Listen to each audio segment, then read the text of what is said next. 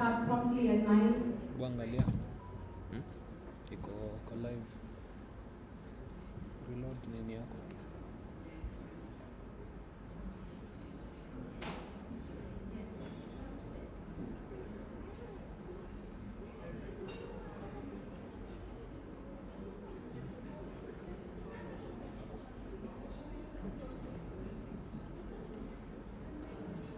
Thank you.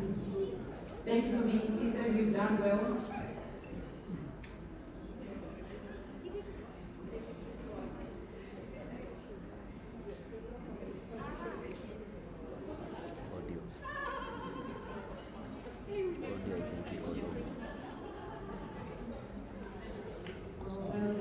Lazima ongee ndio. Karibuni sana friends and family.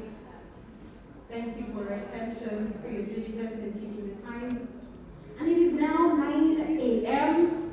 Welcome to the 11th annual graduation of CDI-Africa Coaching Group. Turn, or rather locate a face and tell that person 10 plus 1. Hapa inafaa kuwa Look on the other side, locate another face and tell them 11. Tell them I take 10 plus 1. It has been 11 years, 10 plus 1 years of graduating African leaders as globally certified coaches. Come on, that needs a round of applause. Today we are making history. It doesn't look like it, it might not be grand, but today we're going to be contributing to Africa's coaching market. 84 more globally credible, what other words can we use?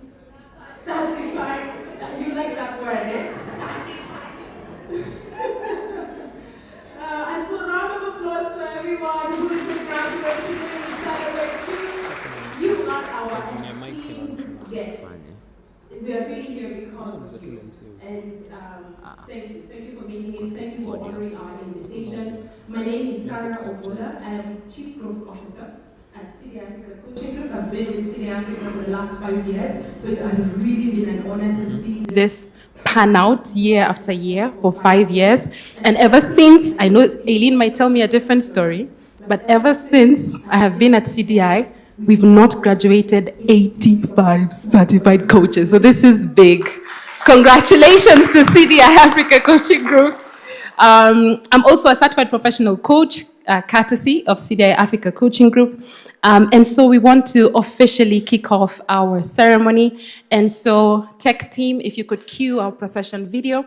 And at this point, I will ask all graduates to be upstanding, and so that we can acknowledge you and recognize you.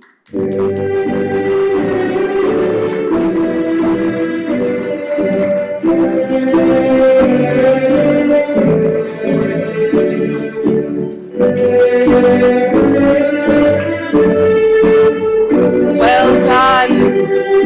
Well done. It's a big milestone. Let's keep the volume. Let's keep it till the end. Well done.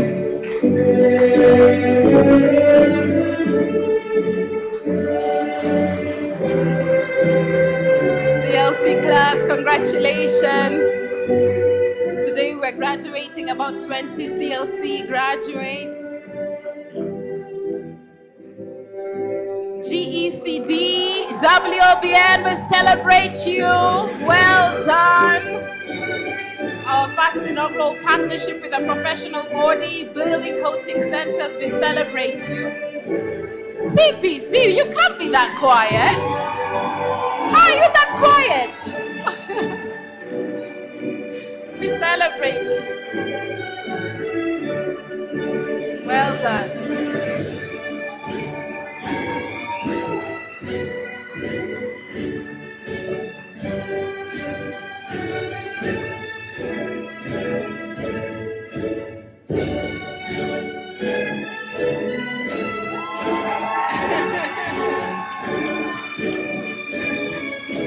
Well done, CPC graduates. And some More CPC graduates. Well done.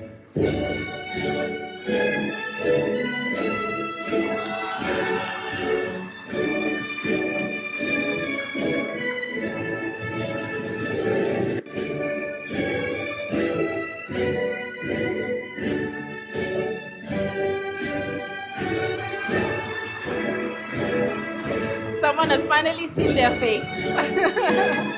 Well done, well done. CBM, our first inaugural coaching business masterclass, we celebrate you. Karibuni sana. One last big round of applause for all the graduates. We are here because of you. You have made this event. It is for you that we are here, and so we celebrate you. Just turn to the person next to you and tell them, well done. Well done. Well done. All right, and so if the rest of the guests can be upstanding, and so that we may usher in the Kenya national anthem. Guests, let's be upstanding for the national anthem.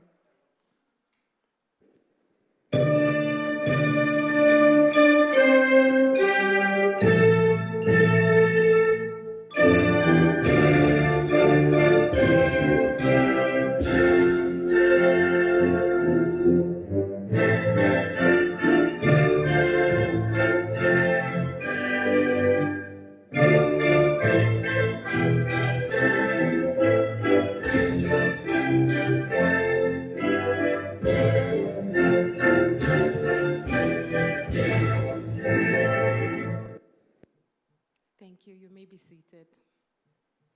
Again, welcome. If you've just joined, my name is Sarah Ogola. I'm Chief Growth Officer at CDI-Africa Coaching Group. I'm going to be your master of ceremony, your moderator for the day, and it really is truly an honor to be part of this historical event. You may be asking, why historical?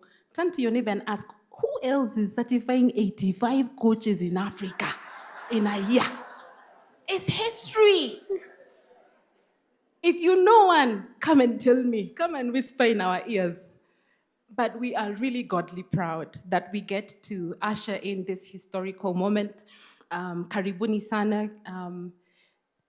Today's theme is, we know it, transforming cultures, one leader at a time. And so you are the leaders that have made that decision to walk in this journey of transformation that is coaching.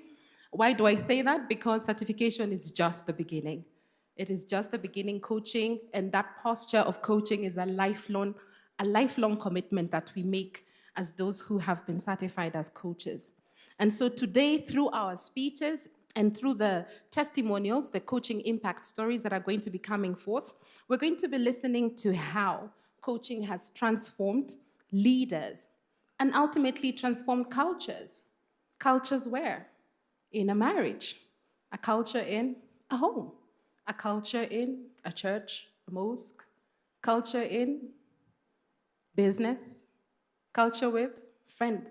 And so we're going to be listening quite a bit about what coaching impact has been experienced by this 85, just a sample of them. And through the speeches, really we're just going to be cheering on and steering ourselves on with this message of coaching. It's International Coaching Week. How many of us know that?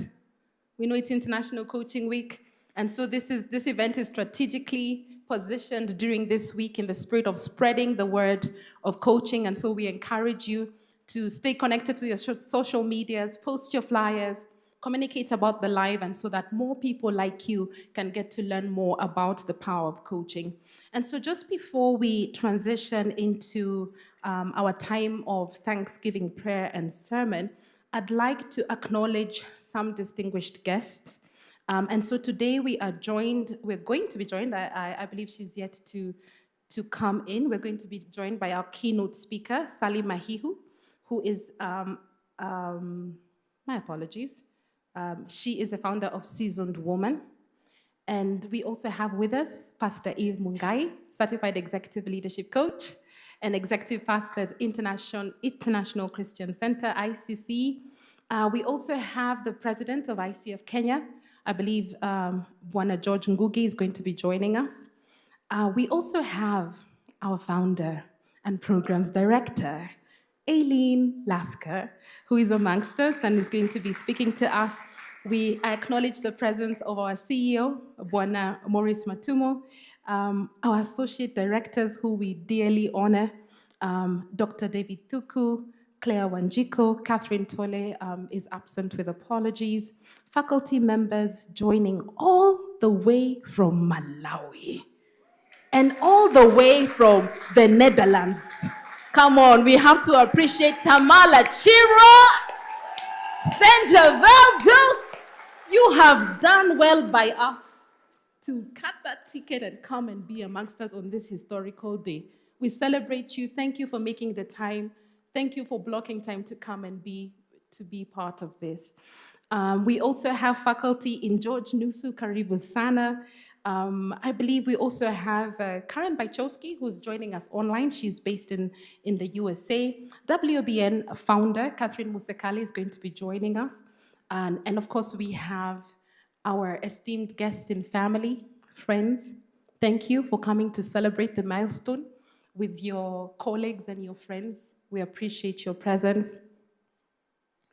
And of course, each and every single graduates. It is for you that we are here today. And so we welcome all of you. Karibuni sana.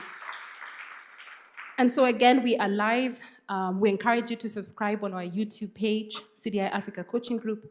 Follow us on LinkedIn, again, CDI-Africa Coaching Group. Our hashtags for today are Transforming Cultures, One Leader at a Time, CDI 11th Annual Graduation.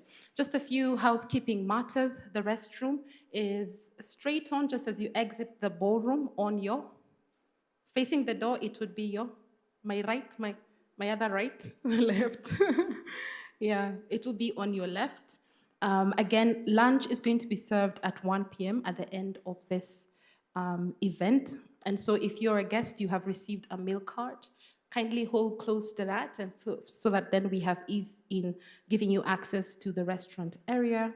And so with that, without further ado, I'd like to invite Eve Mungai, again, Executive Pastor, International Christian Center, and Certified Executive Leadership Coach, who will be taking us through the Thanksgiving sermon and opening prayer. Let us welcome, with a round of applause, Pastor Eve. Karibu sana, Pastor Eve. Thank you very much, Sarah. To the founder, leadership of CDI, ICF leadership, faculty, all the graduates, ladies and gentlemen, all protocols observed, good morning. It's really such an honor to be here today, and I don't take it for granted. I remember when we were graduating, we graduated online, yeah? And so it's such an honor to be able to be in the room, seeing each other, feeling the energy, and we thank God for this far that God has brought CDI. So I'm honored to bring the word of God this morning, and I want us to just take a moment and pray. Father God, we thank you for bringing us together, for gathering us in this place. Thank you for this wonderful, wonderful occasion where we can come and just celebrate your goodness. Lord, as we receive your word, I pray that each one of us, our hearts and minds will be open, and that, Lord, you will use me as your vessel. And it is in Jesus' name we pray. Amen. Amen. So I want to start off by saying congratulations to every single graduate. And just for this milestone, I know it has taken a lot of heart, a lot of blood, sweat, and tears. You know, some of you, it's completely transformed you as it did me. I think one of the most important and powerful training processes I've ever gone through is that of becoming a coach. It made me a different person, and it's made my leadership different, and it's also impacted so many people in my life, from how I handle even my family members all the way to my colleagues. I want to talk about the theme today, transforming cultures, one leader at a time. And we'll go to the book of Matthew, chapter 5, verse 13 to 16. And it's a scripture for those of us who are Christians that is quite common and said a lot concerning the power of influence. Because when you're talking about transformation, it takes influence to transform. And so Jesus was talking to a congregation or an audience, if I can put it that way, and he said to them, "You are the salt of the earth. But if the salt loses its saltiness, how can it be made salty again? It is no longer good for anything except to be thrown out and trampled underfoot. Then he said again, you are the light of the world. A town built on a hill cannot be hidden. Neither do people light a lamp and put it under a bowl. Instead, they put it on its stand, and it gives light to everyone in the house. In the same way, let your light shine before others, that they may see your good deeds and glorify your Father in heaven. So Jesus here is using this metaphor or analogy of salt and light to point out that each one of us is born and designed to influence the world or the spaces where God has placed us. So number one is to realize that transformation begins in hidden places. Transformation begins in hidden places. Let's talk about the power of salt and how it's why Jesus used it as an analogy. You see, in Jesus' time, most of the salt was dug out of the Dead Sea. I don't know how many of you have ever been to Israel and been to the Dead Sea. The Dead Sea is like a huge lake. I haven't been there, but I've watched documentaries about it. And the Dead Sea has water that comes in. So it has an inlet, but it doesn't have an outlet. So water does not go out. So what it is that it's very salty. It's so salty to the extent that people can actually float on it. Like when you're in the Dead Sea, you don't drown. So in those days, in Jesus' time, salt was very precious. You see, today when we read this verse and it says, if salt loses its saltiness, how can it gain saltiness again? It might not make sense to us because we know salt is salty. But in those days, the salt that they used to dig out was a mix of a blend of salt, chalk, and other minerals that looked like salt, but it wasn't.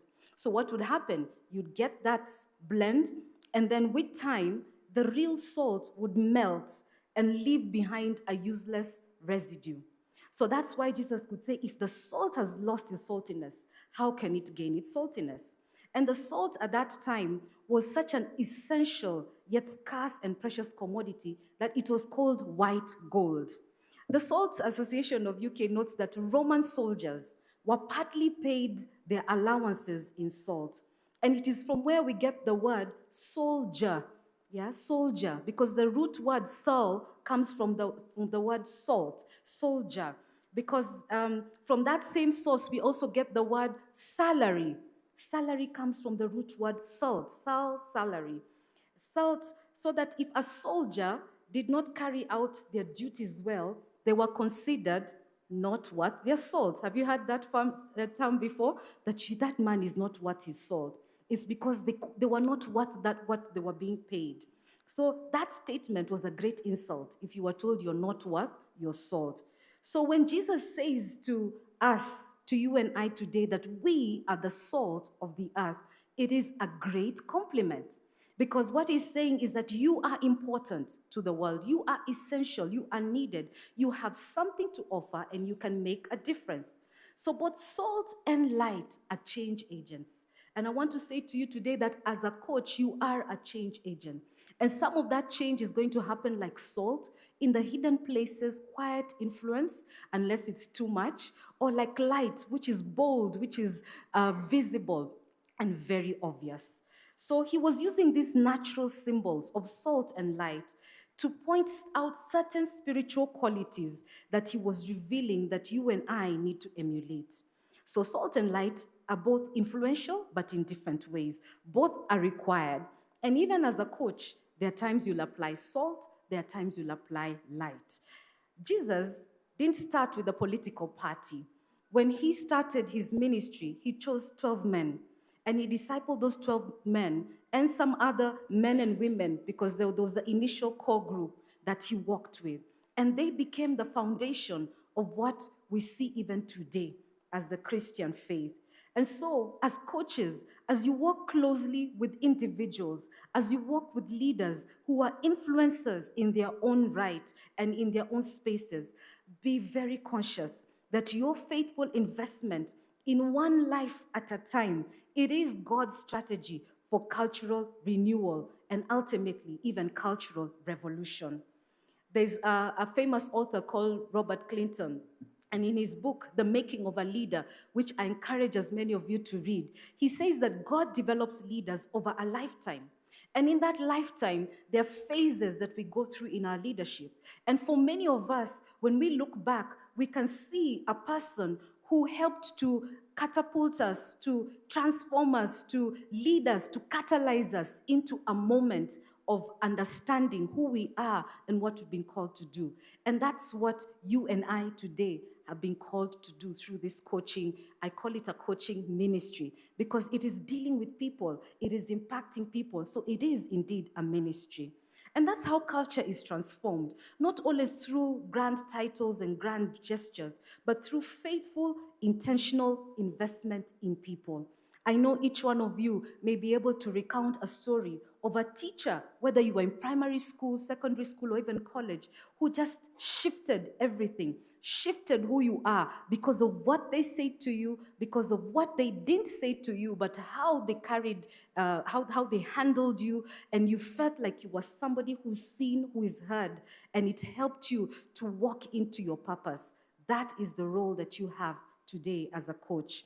As a coach, your work may often be unseen like salt, but never underestimate what God is going to do through you as you plant certain seeds in the hearts and the minds of the people you're serving as you coach them. Coaching is discipleship in disguise. It's kingdom multiplication in motion because you invest in one leader and they go forth and invest in other leaders as they receive that courage, they receive that understanding and the light. And soon, a culture begins to shift. Not necessarily overnight, but over time. I want to also point out to you that one leader can shift an entire culture. Let me remind you of some biblical examples. Think about Joseph, a dreamer who turned into a prime minister and eventually turned into a prisoner and then eventually turned into a prime minister. One leader who preserved nations through his integrity, his wisdom, his strategic thinking, preserved the whole nation in a time of crisis, in a time of drought. Then you have someone like Esther, a queen who saved a generation by stepping into her moment of influence because she had an uncle called Mordecai who coached her, who asked her a very pertinent question. What would happen? Could it be that God has raised you for such a time as this? And that question, I believe it's a coaching question, helped her to go back, sit down, analyze, assess the level of affluence that she had, the level of access that she had. And that question enabled her to step in and influence a whole generation and a whole nation and saved and preserved that nation because she listened to a question from her coach, yes, her uncle, but also I can call the uncle, the coach, Mordecai, who asked her a profound question that changed and revolutionized the nation of Israel. Daniel, a man of excellence, who under very difficult circumstances ended up serving in the governments of 4 foreign kings in exile, kings who trusted him, and he did it with prayer, with integrity and excellence. He shaped a whole political culture in Babylon as an exile, while because of where he was and because of how he was so tuned in to God. Each of these people stood as transformative leaders in their time, and they did so with the help of divine guidance and, of course, a lot of human encouragement. Daniel had a group of friends around him, peers, Shadrach, Meshach, Abednego, and they made a vow and walked together, encouraged each other, and provided that opportunity to spur one another on, even in a very difficult situation, to do the right thing. So every leader you coach is a potential Joseph, a potential Esther, a potential Daniel in their sphere of influence. And so as you coach these people, as you walk with the people that God is bringing to you, always remember that that life that is in your hands could very well be a revolutionary leader. Amen? Amen. And so when you look at somebody like Daniel, who worked in such a difficult circumstance, in the book of Daniel chapter 6, he was such an example of being salt and light, even in a difficult situation. Daniel's enemies had to admit in Daniel 6:3-5 that now Daniel so distinguished himself among the administrators and the satraps by his exceptional qualities that the king planned to set him over the whole kingdom. At this, the administrators, of course, the ungodly administrators and satraps, tried to find grounds for charges against Daniel in his conduct of government affairs, but they were unable to do so. They could not find no corruption in him because he was trustworthy, neither corrupt nor negligent. And that yet he was in a situation or in a country where there was a lot of corruption and ungodly practices. And finally, these men said, "We will never find any basis for charges against this man Daniel, unless it has something to do with the law of his God. We shall not find any ground for complaint against this Daniel, unless we find it in connection with the law of his God." So what did they do? They decided to scheme against Daniel, and they put a law in place that asked people to worship the king for some time. Now, Daniel knew that he's a worshiper of God, not a worshiper of man. And he continued to carry his culture of godliness in a difficult situation. In fact, he continued to pray, open the window openly and pray and allow the people to see that. And so the scheming administrators used that against him. What did they do? They put him in a lion's den. And many of us know this story. And he survived the night in a lion's den because God protected him because of his integrity. Integrity is a core cultural, a core quality in a culture that is needed, so much needed. And so when that happened and he survived the night, that ungodly king, do you know what he said? It says in verse 25, King Darius wrote to all the nations, peoples of every language in all the earth, "May you prosper greatly. I issue a decree that in every part of my kingdom, people must fear and reverence the God of Daniel." This is an ungodly king saying the God of Daniel, because Daniel stood. Daniel displayed godly character and integrity. Daniel was able to get fortification from God and his group of friends to enable him to stand. And for some of you, you're going to be dealing with people who are in places, they'll be bringing to you situations where they're saying, "I'm put in a place where I need to compromise. I'm put in a place where I need to make some decisions." And that these decisions may affect me, but may affect a whole corporation, a whole family, a whole even nation. And he was encouraged. And this king ultimately said of the God of Daniel that he is the living God and he endures his forever. His kingdom will not be destroyed. His dominion will never end. He rescues and he saves. He performs signs and wonders in the heaven and on earth. He has rescued Daniel from the power of the lions. So Daniel prospered during the reign of Darius and the king of Cyrus the Persian. The power of salt and light. The power of somebody going against the grain. Because our faith is countercultural. Our faith is not the faith that bows down to the culture of the day, but it is the kind of faith and it's the kind of work that enables us to enable people to stand and instead influence the culture of the day. So we see people like Daniel shifting a whole culture because of their values that they carried. And I pray that for you, you carry the values, but also you will instill those values in the people that you coach. And so God is also pleased. And I want to really salute those who have done the coaching course of coaching as a business, because God is also pleased when Christians or faithful people get into business. The Africa Study Bible notes that most of Jesus' disciples, were businessmen. 6 were fishermen operating established businesses in Galilee. 1 was a taxman with an office in Capernaum. Jesus himself was raised in a family that ran a carpentry business. So more than half of Jesus' parables, when you read them, had to do with business, had to do with the workplace or finances. When you look at even in the book of Acts, we see disciples like Lydia, who was a dealer in imported cloth, Priscilla and Aquila, who operated a tent-making business, and Paul himself, who was a scholar but also a tent maker. And through their businesses, they touched many customers and were able to pray for and eventually even set up churches with some of those people who are their clients. And so coaching as a business too is a calling. Just as when individuals are called into Christian ministries, we are also called to set up kingdom businesses that will be salt and light and agents of transformation in the spaces where God has placed us. So the purpose of a kingdom business is to offer meaningful work. Yes, you'll offer an amazing service for the benefit of community. You'll bring provision and support to the workers that are going to be with you and their families. But business should also be a channel to reach out, to witness the love of Christ to employees, vendors, even competitors. Yeah, praise the Lord. That's not always easy. But even your competitors, I pray that those who are doing the business will not see other people as competitors, but just ask the Lord to give you your niche, that you stand alone, that you are distinguished, and that you're not seeing and viewing other people as competition. Because I like to say there's always enough room in the sky for all the birds to fly. I don't need to rise by pulling you down. That as I rise, I can also pull you up, and that we can work together. I can have so much business that I can call you up and share my business with you. And I say I have extra clients, would you pick them up? That's the kind of mentality that we will be having, not one of scarcity, but one of abundance, knowing that there's more than enough room for all of us. When I see 84 graduates, I know some people will be saying, those are too many, they're flooding the market. But there's opportunity for everybody. Amen?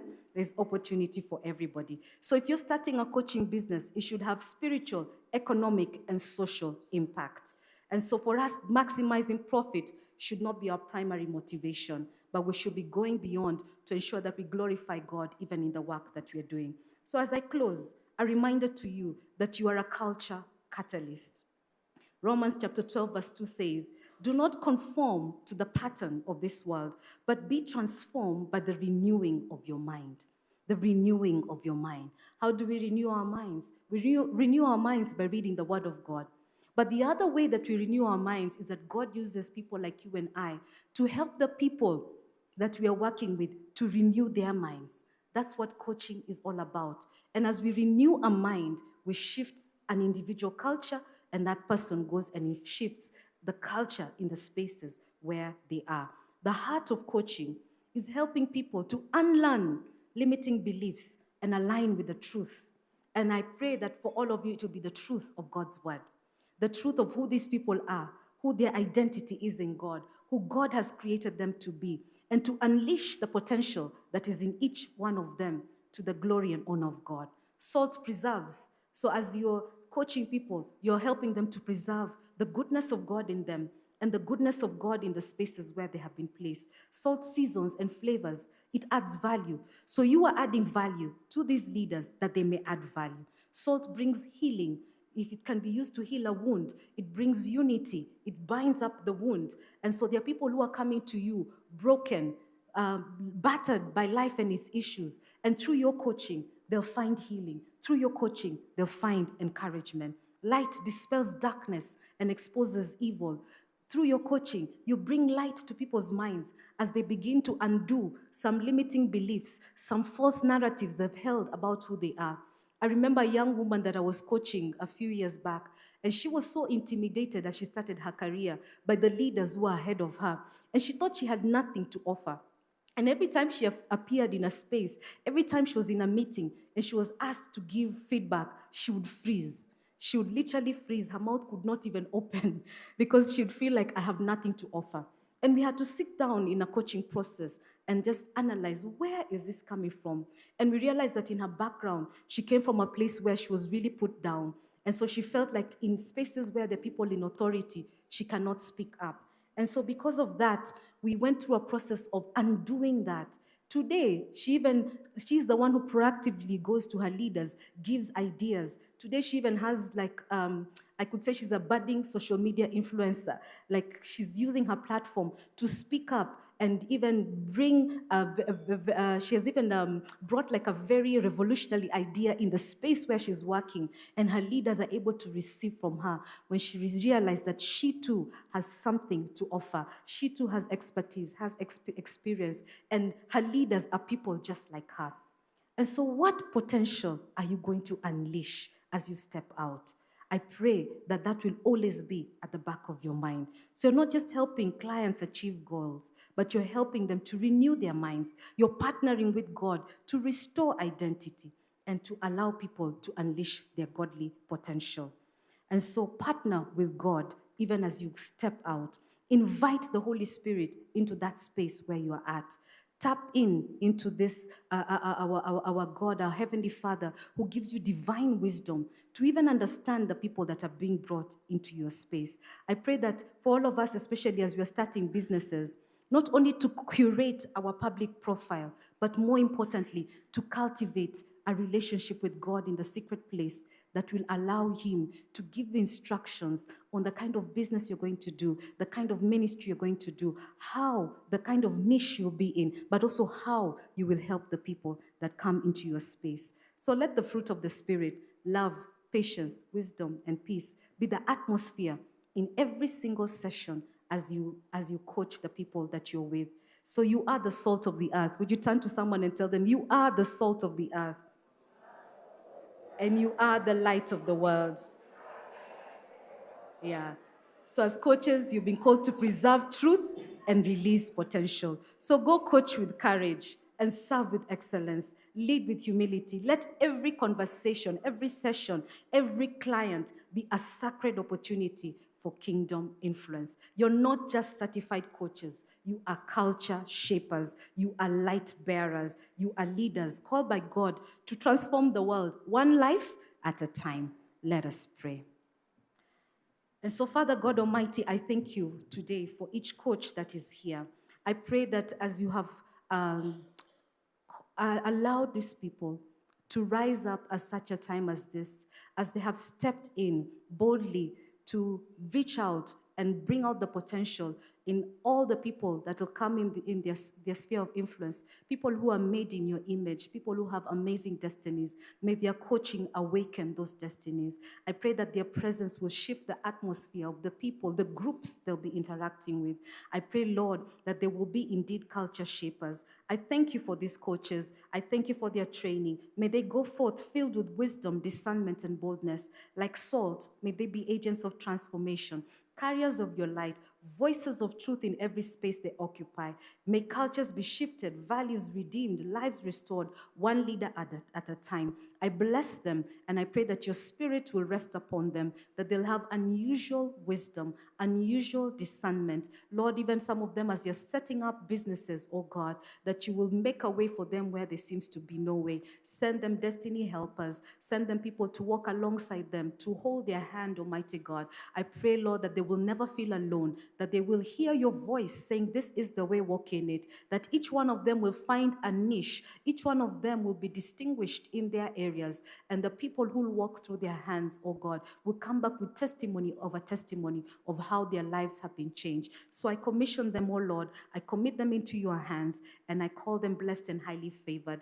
And we want to decree now that you are commissioned in the name of the Father, the Son, and the Holy Ghost. Amen. God bless you.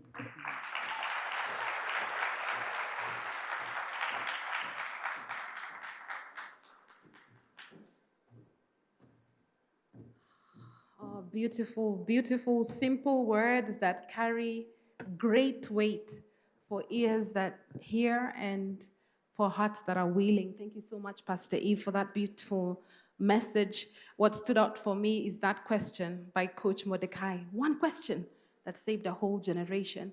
And so may we be those light bearers and those culture shapers, taking on the full mandate of coaching, even when our peers cannot see us. And so just before we get into the exciting part of coaching impact stories, I'd like to just shed a little bit of light about who we're graduating today and what we're graduating them through. And so, of course, we've already highlighted the number 84. Tell your neighbor, your neighbor. I'm not even, my hometown is far. Very far from that direction. So I don't know what's going on. Must be the heat that comes with this podium. So tell your neighbor, tell your neighbor, 84. That's the number for today, 84. History in the making. And so we are graduating 84 graduates. And so we're graduating these graduates through 4 key programs, 3 that are ICF accredited programs. The first one that you're seeing there, Global Diploma, Executive Leadership Coaching Program. We're certifying 3 cohorts, cohort 12, can I see you? Cohort 13, cohort 14, we celebrate you. So we're going to be graduating those 3 cohorts today. And so you might be asking, what is CLC? What is the Global Diploma Executive Leadership Coaching Program? It's a premier ICF accredited global coaching diploma, specially designed for the discerning and human-centered executive marketplace leader. So we are talking about CEOs, MDs, GMs, directors, head of divisions, and their equivalents. So these are leaders who are seeking to multiply their leadership impact and their legacy. And so we are really happy that this is a level 2 program following the renewal of our accreditation. And so these will be graduating with 150 approved code-specific training hours. It is a level 2 program. Also in the market, I know very few institutions that currently offer level 2 programs. So congratulations, CLC. We're also going to be graduating. Yeah, please, round of applause. Thank you. We're also going to be graduating a special group, WBN, GECD, the Global Executive Coaching Diploma.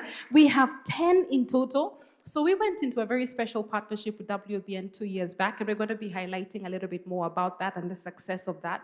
All of that has had to do with the vision of building coaching centers within professional bodies, and so that those coaches can serve that network. And so this particular program is specifically designed for, again, very similar to CLC, the Designing and Human-Centered Executive Marketplace Leader. We're talking about board directors, CEOs, MDs, GMs, directors, head of division, and their equivalent.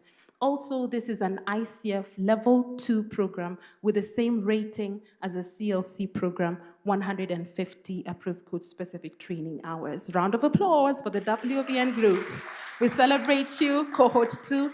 You have done well. And so the third cohort, the third diploma that we're going to be graduating our graduates through today, 50 graduates, you're many. You're quite many. It's quite a big thing. We celebrate you.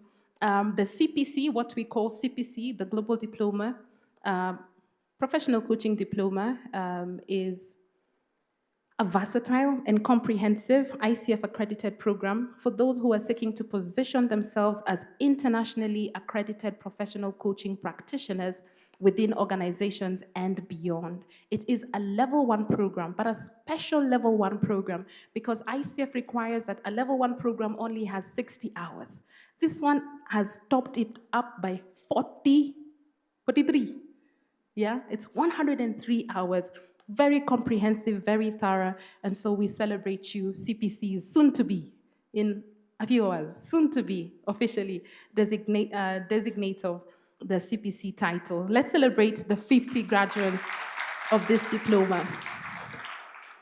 So lastly, last year, we launched out of the desire of supporting our alumni to set up successful coaching businesses. We, with our founder and our director of programs, designed a program that we have dubbed the Coaching Business Masterclass. And so that group right there is a special group because they are the inaugural class for this masterclass. This masterclass is a masterclass that focuses on building a thriving and sustainable coaching business. 13 weeks that they went through refining who their target market is, talking about imposter syndrome and demystifying what just launching yourself into business successfully would look like. And so we celebrate you, CBM. Thank you for making it to this celebration today. We celebrate you. And so it would not be complete for us as CDI-Africa Coaching Group without us mentioning the sponsoring organizations without whom we would not be able to have gotten here. And so through this 85, we have had organizations, there are many, Tangaza University, KRA, Gatsby Africa, Redwood, ICA Lion Group, graduating 11 certified coaches today. Gastronome, Career Valley Development Authority, World Vision, White Ribbon, Think Space, Kenya Forest Service, SACCO Societies Regulatory Authority, Diamond Trust Bank, APSA, International Committee of the Red Cross, Juhudi Kilimo, Amnesty International, Kenya Wine Agencies Limited, Nation Media Group, Receivable Management. We would not be here without your contribution. And we want to highlight specifically 3 organizations that sent us leaders from outside Kenya. We had IHS Rwanda sending us a delegate to train, Postbank Uganda. I saw Doreen somewhere here. It's good to see you. Postbank Uganda, Africa Research Excellence Fund, RF, from one delegate from the Gambia. And so we are really happy when we get non-Kenyans coming because we are truly living out that Africa narrative. And I really want to have a special mention to Dr. Peter Gayflow, who I believe is watching online and graduating all the way from Liberia today. And so we celebrate him and want to believe he's watching us. So lastly, will you be patient with me? All right. There may be some people in the room who do not know who CDI-Africa Coaching Group is. Very briefly, I'll talk about who CDI-Africa Coaching Group is. And so we are a coach training and development organization. And we have been serving the region now 18 years. We turned 19 in November, so it's now been 18 years. And so we are ICF recognized, accredited, actually this year, we celebrate 10 years of accreditation. I know I've given you many numbers, but it's history in the making. 10 years of accreditation. I usually sit and think and wonder, what was Eileen thinking 10 years back when coaching was nowhere? It's like it really was a God-given idea that she sought after this accreditation so she can birth. Mama Coaching could birth 1,300 certified coaches. And so it's been 10 years of credible, consistent training of not just any coaches, African coaches serving the African people, but also recognized enough to serve the global market. Round of applause for CDI-Africa Coaching Group and Mama Coaching, Eileen Lasker, for believing and trusting that gut leading that has brought all of us here today. And so I was talking about who we are. We have a global outlook, but we are very passionate about Africa.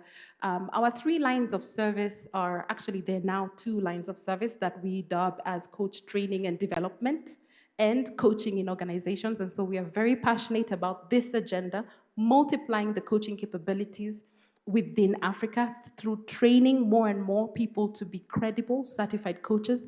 But we're very passionate also about going into organizations, partnering with leaders, talking to them about how they can lead differently so that they can be that salt and light that Pastor Evo's talking about within their business.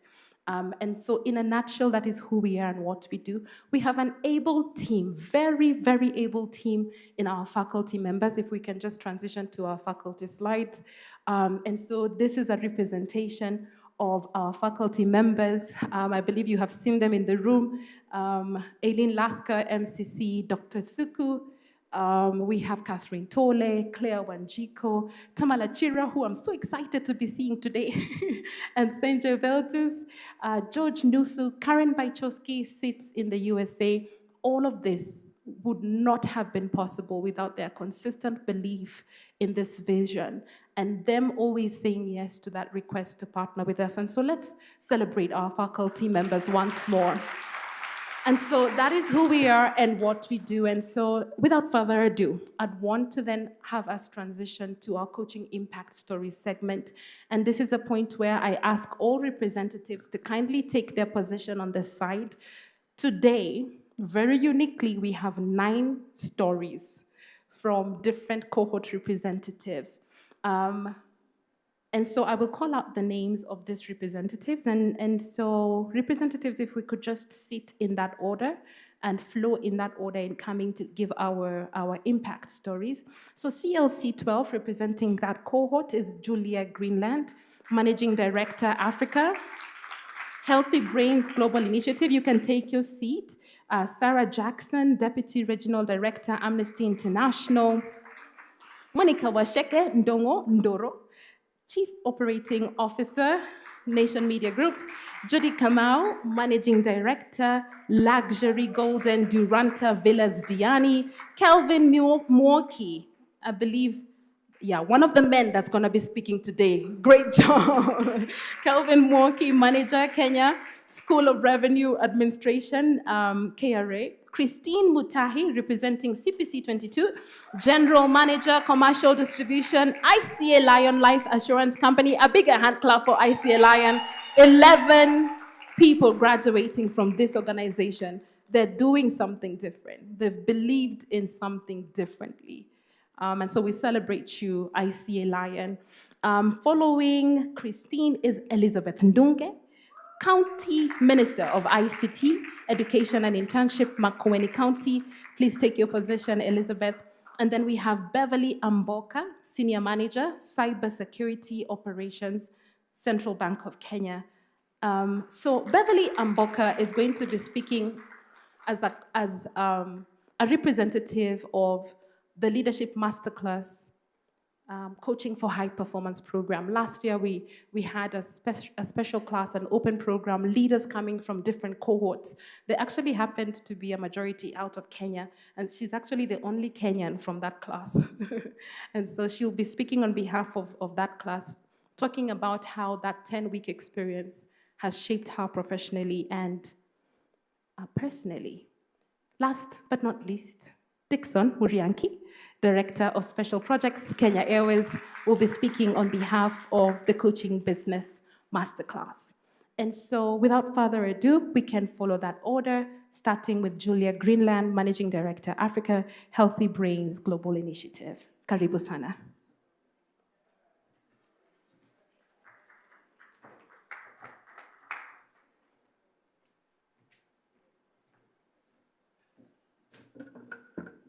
Good morning. She taller than me. So I was asked to talk about the impact of coaching on me, but instead I want to start with 3 stories. A young CEO who came to me with the feeling that he was not the leader that he wanted to be. He was brilliantly technically and accessible emotionally, but his relationships with his board and his line reports were not giving him what he needed for his organization's next stage of growth. Through our sessions, he began to listen more deeply to what they needed from him and play the role of actively negotiating with his stakeholders. Today, he leads a team who know exactly where they stand and how they contribute to the organization's success. The second story is of a young lawyer, smart, ambitious, but stuck in a practice area that felt lifeless to him. He began our sessions on the edge of burnout, but through them, he was able to discover activities outside of work that could help him reconnect with the reasons that he had come into the law in the first place. He now speaks internationally as an expert in his area and influences policies across Europe, turning his frustration into an asset. The third is about a young job seeker, crippled by anxiety at the thought of networking. Together, we worked on shifting her perspective to see herself not as a burden, but as an asset to those in her network. Today, she's thriving in a permanent role in an organization that aligns with her values. When I was younger, I really believed that my value in the workplace was tied to what I could do, what I could produce, solve, or fix. The more I delivered, the more I thought that I mattered. Since then, I've learned that my greatest value is not in what I can do, but in the space that I can hold, for others to grow in their insight, reflection, and maturity. Coaching and my CDI training has given me the toolbox to unlocking that. It's given me the patience, the frameworks, and most importantly, the mindset to be fully present when I'm invited along on others' journeys. I often think of coaching as an act of service, putting aside our own egos and our own expertise hats to become a vassal for our clients' progress. And today, I feel deeply honored to graduate alongside all of you, fellow travelers on this path of service, transformation, and connection. Nearly 2 years ago, Dr. Eileen asked me to offer a blessing from my own Jewish culture at the start of our journey. And today I want to offer it again at the start of this new season. It's in Hebrew. It goes, Baruch atah Adonai, Eloheinu melech haolam, shehechianu v'kiyamanu v'higianu lezman hazeh. Which is, we bless you, God, ruler of the universe, who has sustained us and brought us to this season. Thank you all. Thank you. Thank you so much, Julia Greenland. Thank you so much for those remarks. Next on stage, Sarah Jackson, Deputy Regional Director, Amnesty International. Karibu sana, Sarah. Thank you. Good morning, everyone, fellow graduates, faculty, guests. It's an absolute honor to be graduating today amongst all of you and to have this opportunity to speak about the impact of coaching. It's perhaps apt that I followed Julia, because I was one of Julia's coachees when she was studying for this program. And that's how I learned about CDI-Africa, and that's how I'm here today. So much so that at home, my partner teased me, but Sarah, this is some kind of weird Ponzi system. You know, Julia took this coaching diploma, now you're taking this coaching diploma. And true to form, one of my coachees also ended up signing up. And I think that is the power of the brand of CDI, of the quality of the experience that we've had, of the experience with the faculty and with our peers. I first experienced coaching about a decade ago. And at that point, I was honored to join Amnesty's first ever leadership development program. The contract for that program went to a Kenyan firm, and I think that really speaks to the power of Kenyan coaching globally. And so a shout out to Lara Konditi Rabale, who was my first ever coach. It's because of that I learned about the power of coaching. So fast forward, a decade later, I'm here with CDI-Africa, training to be a coach with my tremendous cohort, from our resident poet Catherine to our prayer warriors like Rosemary. It was absolutely an amazing experience. And so today I want to speak about the power of coaching in times of uncertainty. I think all of us in our respective sectors, whether it's banking or social impact, will see that times are changing. There are seismic shifts going on in this world, whether it's in the economy, to the impact of debt as we're experiencing it in Kenya, inflation on household incomes, and how this is impacting the context in which we're operating, to politics and the rise of populism, including in countries like the US, artificial intelligence and what it means for the workplace, the climate crisis, all of these aspects coming together into a perma-crisis that we're experiencing today. And so what does that mean? What's the leadership imperative in this moment? I think all of us can testify to the fact that the kind of leadership that is expected of us now is very different from that of our ancestors. There's a need for much greater focus. This moment comes with distraction being ever present. How can we divine that focus together? Strategy, how to separate that noise that we hear that's ever present to the signal, to what really, really matters as we develop the strategies for our respective organizations. To living and leading, first of all, leading ourselves and then leading others during times of uncertainty. How do we build and foster the trust that is needed to lead when we don't have that certainty over resources, over politics? How can we work to forge that way forward? So coming now to what can coaching offer us as leaders and enable us to offer others as we multiply those leaders during these times of uncertainty.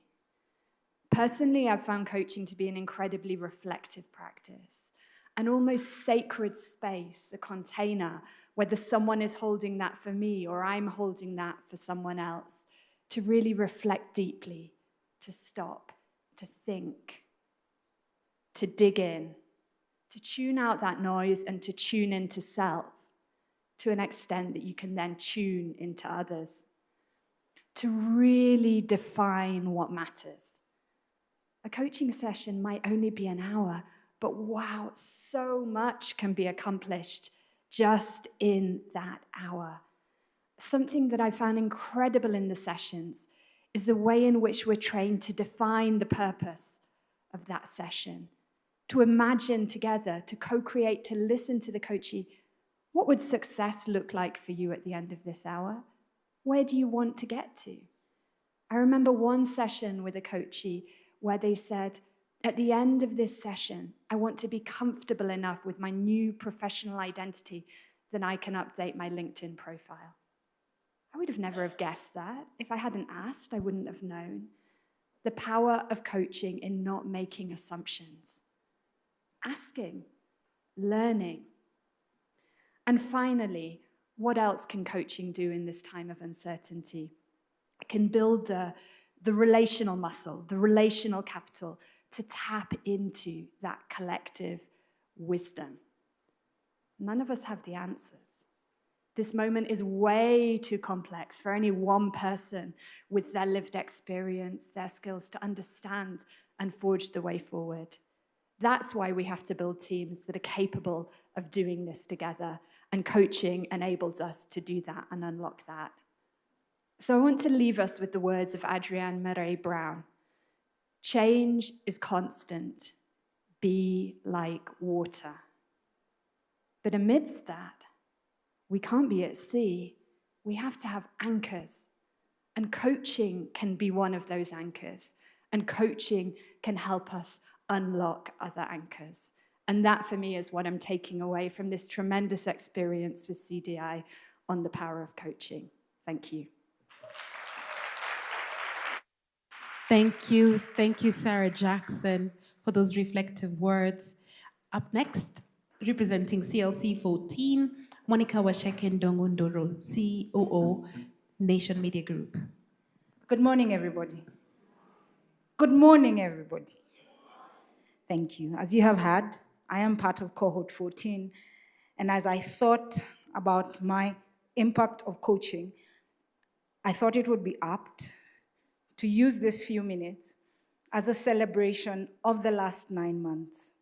9 months that I spent with 9 of very diverse people from across the African continent who were brought together by a shared ache, something inside us that wanted to know more and to understand how much more we could give.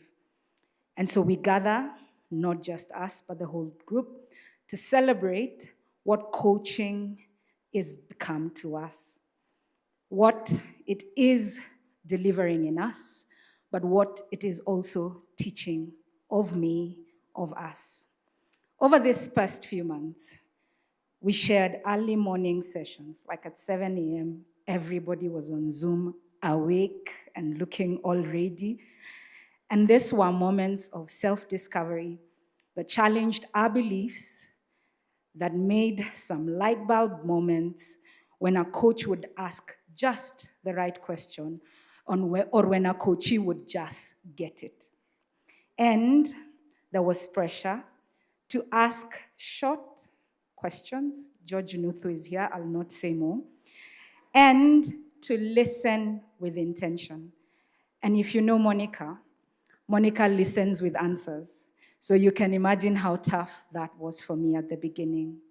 Our group was made of diverse people, like I said, brought together not just by our strengths, but by our weaknesses, but more so by a need to connect deeply with ourselves and to lead more intentionally. But what is the true essence of coaching, and what has this process taught me? This process has taught me that coaching is more about listening. It's more about being so intentional with listening, because in listening, do you find the way to guide, the way to co-create, the way to work with your coachee. A coach is not just about achieving a goal. And a lot of us, because of the environments we come from, are so goal-oriented. But one of my biggest lessons and reflections is that coaching is to make me a better human being, a better mother, a better wife, a better sister, a better colleague. But even more, it is to allow me to dig deeper, authentically, and to make sure that I live a life of purpose. Jack Canfield and Peter Chi say something that was interesting for me to see. Transformational coaching enables people to become aware of what stops them from getting going and what gets them going. I repeat that again because it was profound to me. Transformational coaching enables Monica to become aware of what stops her from getting going and what gets me going. So today, as we celebrate, I pray that we understand what fuels our actions, the light that guides our path, and the legacy that we want to leave behind. And so as we remember the early mornings, the honest conversations, the vulnerability, the moments of vulnerability, the powerful insights, I step forward and hope that as a community, we're able to live to that dream that CDI has so much elaborated as we spend time with them. And I pray that I become a better mother, an even better mother, who listens to my two sons, who are the most opinionated little beings I've ever come across, but who are teaching me to be a better coach, because I now have my coaches and the people who guided us through the session always ringing at the back of our mind. How can you ask this to a 5-year-old? Now, Tendai is 12, Lekan is 9, but sometimes they feel like they're 85. And I am having to learn that in understanding them better, then I will become not just a better mother, but a better contributor to this dream of having more coaches in Africa. So as I come to an end, and as I remember something my husband said to me when we would have to take the calls at 7 a.m. in the morning, and I have to be at my workplace at that time, and he said, "We're looking forward to what you become after this." I'm suspecting he should pay more money for what I am becoming, but that for me is what transformational coaching is about. That when we live here, we become better human beings all around. Not that we are perfect, but every single day we seek progression to becoming that which allowed us to be in this class. So thank you very much and enjoy your day. Thank you. Thank you so much, Monica. Round of applause, a bigger round of applause to appreciate her. Coming up next, Judy Kamau, representing the WBN cohort GECD. She's Managing Director, Luxury Golden Duranta Villas, Diani. Karibu sana. Morning, everyone. It's such a pleasure to be here. As you've heard, I am a business owner. I own the luxury Golden Duranta Villas in Diani. It's something we have been creating for some time. And our dream, my vision is to create a home, somewhere where people come on vacation but feel right at home. As you can imagine, that is a very hard thing to sell, right? Because home is not four walls, right? Home is a feeling. Home is where you feel safe and secure, where you allow yourself to be authentically, no apologies. Home is peace, right?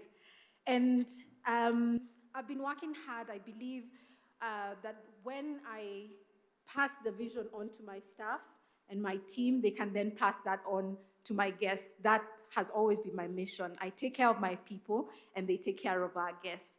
But last year we were struggling. There was a lot of conflict and I kept wondering how I was gonna try and solve that. And as, fortuitously, WOBN had started announcing the CDI program, and I thought maybe this is it. Maybe this is where I get solution, and I was willing to try it out.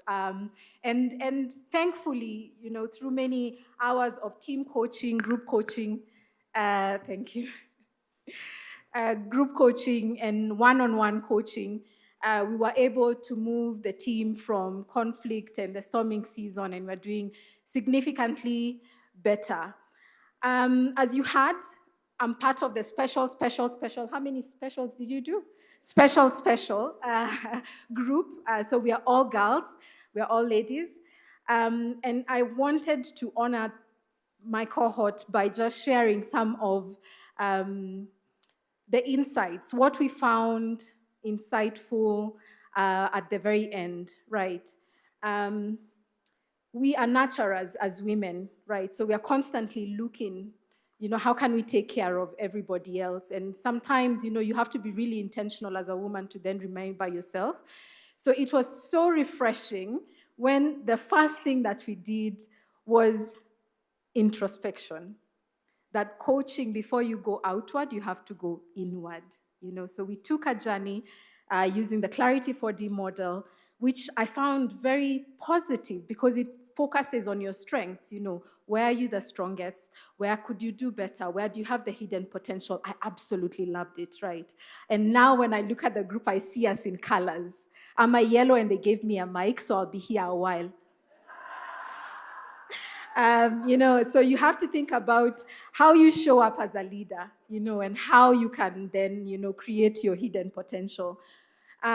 We also explored the iceberg model, which talks about how our past experiences influence our behaviors and our beliefs and our emotions, right? And we're talking about culture today, and that's what culture is about, right? It's your beliefs, your behaviors of a group, right? And if your past actually affects that, it's a good place to start, right? The second insight was we were encouraged to think of everyone as a gold mine. Everyone has potential. When you coach someone, whoever it is that we are coaching, it is a privilege. We get to walk with them this journey of self-discovery after we have done our own journey of self-discovery, right? So they are allowing you. So we have, as coaches, we have to be humble, right? And accept the privilege that this person is allowing me to walk with them as they discover the solutions. As mothers, we do a lot of telling. Don't do that, go there, do the other, right? As leaders, we do a lot of problem solving, right? Someone comes to you with a problem and you have the ready answers. But now coaching is asking you shift your mind, walk with this person and let them discover their own answers. Right, because then that becomes a lot more memorable. And Dr. Thuku, I loved the saying that he said, coach this person, not the problem. Because when you coach the problem, then you start to give advice. That is not coaching. Our third insight that I'll share is active listening. Again, active listening is about asking the right question, because we are helping someone dig through and get to their gold mine within them, right? And the other one that all of us struggled with was discovering the power of silence. Not easy, right? We really, really struggled. Just ask the question. When there's a moment of silence, don't feel the need to stack your question, to explain your question, to try and just sit in silence. And sometimes in that stillness, that's where the answer comes. So I had a really wonderful journey from August with beautiful women going places, and we are changing cultures, our homes, our friendships, our families, our businesses, our everything, right? And I am very grateful for the journey. Thank you very much. Round of applause for Judy Kamau. We appreciate you, Judy. You did well with time. Congratulations. And we celebrate you, WOB and Cohort 2. Next will be Kevin Walkie, representing CPC 21. He's the manager, Kenya's School of Revenue Administration. KRA. Karibu sana. Good morning, everyone. Thank you very much for this opportunity to speak on behalf of CPC 21. It's been a pleasure learning with them. And so I want to take us on a journey of how the training has impacted us as a group, and then individually myself, then reflecting it against the corporation where I work, and then a few of the examples that I've encountered as I coached and put this into practice. So I'll go ahead and say our journey started on a Thursday afternoon, 26th October. And it was, let me say, amalgamation of various personalities, people drawn from different industries. And it was online. And I think maybe for most of you, that has been the experience. And so the first impact that we experienced is how CDI was able to bring us together, have us sit and listen and tune in every single day, and have us learn. We all know the challenges of online learning, and so having them really fashion the class, and I want to salute Coach Senje and Coach Claire for really doing a very good job, because to achieve a coaching transformation through online experience, we thought it was hard. And I remember in our class, first thing we did is demand for a physical class. We were very adamant that we need to experience one-on-one, face-to-face kind of coaching. And of course, the CEO was there in that time, and he, smartly dismissed our request. But now, I don't think we mind, because the transformation really took place. So that's a very serious endorsement of this program and how they go about transforming us. And so when we met, we were apprehensive, we were fearful, we didn't know what to expect. However, in the words of Nelson Mandela, he said, and I quote, "It is always impossible until it is done." And I think right now we can all salute and say, it has been done. So our journey to becoming certified coaches has been more than a training. And so if I just quickly want to acknowledge part of the group, it was very unique.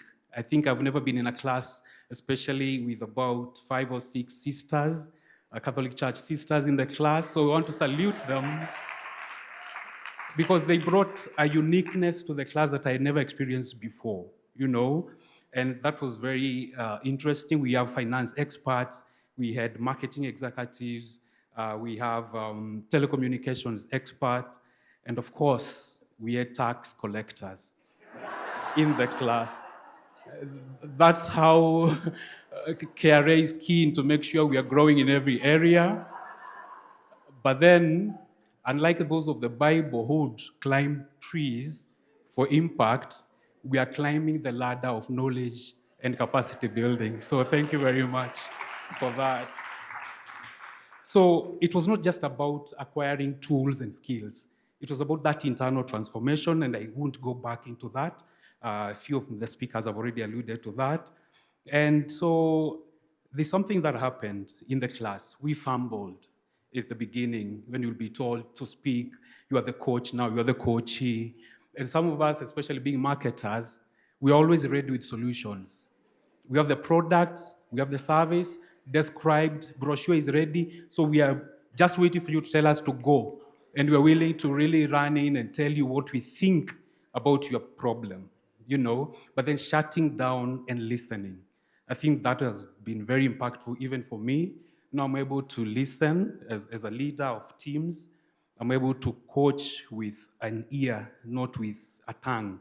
And that has been very transforming for me. And I think, as I salute my wife here, who is also here with me, I think she has seen those changes in the house. I'm willing to listen now, because I realized, and I think this also came in the class, you're better off with a wife who is talking more than you do. So I'm really working in that very, very well. Thank you very much, coaches. And even after fumbling, we opened ourselves up in vulnerability. And this is one of the things that you learn in coaching. You have to be vulnerable, and you create that trust with the client or with your coach if you are the coachee. And that is where I think, if I talk about myself, I needed to be vulnerable. And I want to salute my fellow peer coaches for allowing me to be that. And out of it, by the way, I got a solution for a problem I've had for a long time. I've been on medication for so many years because of my gut. And I remember in one of the sessions, that was my key issue. And the coachee asked me, so that question of, so what are the options? Because I was tired of medicine. And she's right here, Kathy. She asked me, what are your options then? And I tried to think through. And I guarantee you after that, the meds I had that time are still on my shelf in our bedroom. I've never taken them before because I started pursuing the options. And I think that's one of the challenges and successes I can talk of about myself. So as a coach then, what have I encountered as I coached others? One of my clients came to me disheartened because she had been trying to get a job for so long. And being the firstborn, there are responsibilities, and she was not getting a breakthrough. So we went through a few sessions with her, and of course now she remapped what she's gonna do and how to go about it. Now, what shocked me is this. When she got a call from a potential employer, she turned down 2 offers. And that shocked me because what do you mean? You've been looking for a job, you need to help assist your siblings, your parents. How can you be turning down a job offer? And actually it was 2. And she told me, no, what this coaching relationship had made her become is so much aware of her value that whatever was coming through was not what she needed. And right now, she called me last month to meet for a meetup and evaluation meetup. And I can guarantee you she got a managerial job, having not worked before. So that has been very encouraging to me that we continue this journey. We're transforming lives, we're creating impact. The second story is about a senior manager who has been very smart, grown up the ladder, but then still naive. You know those people who feel intimidated. It's like they're imposters in their position, and it goes back to what had happened to them when they were growing up. Intimidated, feeling, suppressed. So after coaching and bringing them out, now they are bossing their position, not in a bad way, not in a crude way, but feeling finally they have arrived. They belong there. They need to be there to serve people. And so that is one of the other stories. However, I also have another story of a client who is grappling with substance abuse, and it's a journey. It's still ongoing. There are challenges, there are good days, there are bad days, but I'm not giving up, we're not giving up. We have a focus, we have a goal, an overarching goal that we are working towards. And so that is giving us the resilience that we are able to build through the program, that until it is done, we are not giving up, we're not coming out of it. And finally, in terms of impact for the organization, and I want to go back to many years ago when I met Master Coach Aileen. I think must have been over 10, 12 years ago. And at that time, we were designing a solution for a client. It was my first time to meet her. And now, if you've ever met Aileen, she's poised, she's gentle, she's full of grace. Anything to describe someone who has mastered herself and is, just excellence. That is Aileen. And so when we were working with her, I was wondering, what kind of a leader is this? And when we went to the client, when we had a joint solution for the client also was focused on transforming the organizational leaders. And so I saw that transaction until it happened and the leaders started learning. And I think I want to salute Mr. Mukuria, who is my senior in KRA, because he was the client we were now fashioning the solution for. And that has led to us now coming here as KRA leaders to learn and become coaches ourselves. So I want to salute Mr. Mukuria for that, and Aileen. Now, coaching has brought us as connections. It has given us connections. We now understand each other, we know each other. And one of the leaders I want to salute here is Coach David Thuku, Doctor. I have worked in this space of giving solutions, capacity building solutions for a while. And when I met him and we were designing a solution, he also approached it from a different perspective. Now I know what it is, but then I was wondering, him and another coach called Marcin Joroge, I have seen them impact our organization in very profound ways. The testimonies of the managers who have gone through their hands is telling of the story of what has happened. So I want to say organizational change is possible so long as the leaders believe in it and push for it, and now we become that change that we're talking about. As I finish, coaching is not about fixing people. We are not going to offer solutions, but we're going to help them walk the journey towards achieving the solutions. And so, as I quote, the curious paradox is that when I accept myself just as I am, then I can change. And this is by Carl Rogers. So as we assist the community, the society, the republic, and the general, and internationally, locally and internationally, people unlock potential, drive performance, inspire innovation. We are looking to create a positive, compassionate, and collaborative community. And so to all of you, my fellow graduates, congratulations. Let us go forward and coach with courage, passion, and conviction. Thank you very much. Round of applause for Kelvin Walkie. Thank you so much, Kelvin. Come on, stronger applause for Kevin for sharing so vulnerably with us about the change experiences he's had. Up next is Christine Motahi from ICA Lion Group, General Manager, Commercial Distribution, ICA Lion Life Assurance Company. Karibu sana, Christine. Thank you. Good morning, everyone. Good morning, the loudest team. Amazing. It's such an honor to be representing cohort 22. We were the most, I think, and also representing my employer, one of the partners, ICA Lion. And my coaching journey began quite many years ago. My life accountability partner, Jackie, would testify. One of my vision boards, I think in 2018, had a big picture of Elaine. I'd cut out from a magazine, from a magazine article, because I was really curious about coaching, and it kept being an urge to just rediscover what coaching is and to understand what coaching is. And I think little did I know it's because there was such an urge in me to really be, impactful to others. And so sometimes in 2023, the urge really grew, and I was so determined that I was going to enlist in coaching. And so I had a personal coach who was taking me through, and I knew I was going to also sign up to be a coach. And from WOBN, they started talking about the global coaching program, and I was ready to sign up. Until again, my employer, the HR is here, and the learning head is here. They unknowingly, to what I was looking to do, enlisted me in the coaching program, and that's why I'm here. Right.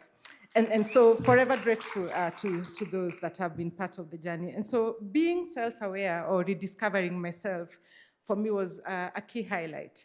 And that happened quite early in the journey, at the beginning of the journey, and for most of us as well. That realizing that as a leader, not having all the answers is not a limitation. That was so liberating for me and for many of us in the cohort. As Lao Tzu says, mastering others is strength. Mastering yourself is true power. And I think that's what we have become, what we are becoming. And my colleague Ronnie here was quoting someone who said that you cannot change what you don't know. And so in the journey of becoming and rediscovering our energies, and it was a very confusing space for some of us, being red and yellow, like Angie at the back there, and it's a surprise that she was seated at the back as opposed to right here in the front where she is always at. All right, and so learning to hold space for others was also a key highlight for us as a team, as we teamed up together with our diverse backgrounds, from top leaders like Sami to patient and calm and collected ones like Tuesday, and hot fire. Need I mention who those are? Calm and collected others, and others having it, quite well put together, behind the various scenes, and having diverse generations. We had Leah, who possibly was just turning 20-something, yeah? And so, over time, then we learned how to practice active listening with curiosity and listening even to the unsaid, being able to allow pauses. For most of us, being comfortable with silence was pretty hard. Corredo, was that true? Yeah, not corredo. I'm just echoing each of us here, and so being able to also be comfortable with uncertainty and being okay with not being the subject matter expert. As we practiced peer coaching, we experienced profound personal growth, emotional and even physical healing. I'm looking for Phoebe. Yeah, and most of us did, and for her it was a profound actual physical and emotional healing. Becoming more reflective, we learned how to master our emotions and extend grace to ourselves, and being able also to align to our values, not being too hard on ourselves, and being able to just then take that moment to master our emotions. Kennedy is smiling because I am quoting him. In terms of being able then to, trust the process that while it may never make sense at the beginning, as Angie would say, that trusting the process that with coaching, even the toughest challenges can diminish, that the impactful, lasting change availed by powerful questioning, helping others to self-rediscover, helping them to identify their gaps, and eventually helping them to being able to explore endless possibilities. By learning to lead from the heart, or as Corredo would say, see with the heart, we are constantly learning that, we are constantly becoming, and that is a continuous state. Showing up with significance and getting such fulfillment at being able to light up the world, Ronnie, as you quoted. I think you are in tandem with the speaker of the day, and having more meaningful engagements, guiding others to see better, as he quoted again, and not necessarily to feel better. That human-centered leadership means that we understand the diversity of the people we interact with, that everyone has the potential for greatness, and we can support these individuals in unlocking their full potential and achieve meaningful growth, helping them set up their thinking, shift their comfort, reframe their perspectives, and naturally reframe their situations. At ICA Lion, we have embraced the coaching mindset for a long time now. I think maybe for more than 7 years. And what we have done is allowing that coaching mindset at all levels, from middle level to senior leadership, and allowing that every interaction with our staff be a coaching opportunity.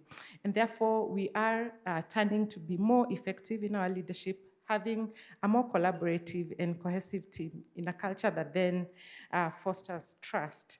And as we have done, even some employee engagement surveys, and the results are evident, and my colleagues can attest to that there's more engagement and there's more, individuals coming and owning and allowing their voice and allowing their voices and their solutions to come from them, and hence more inclusivity. And that way we have been able then to get better results. We've had quite a number of our leaders, like Moses here, who wouldn't want me to quote him, being crowned as a culture catalyst in 2024. And he was one of the leaders who were crowned as a culture catalyst. And that, he testified in our last lesson, that was as a result of coaching. Let's applaud him.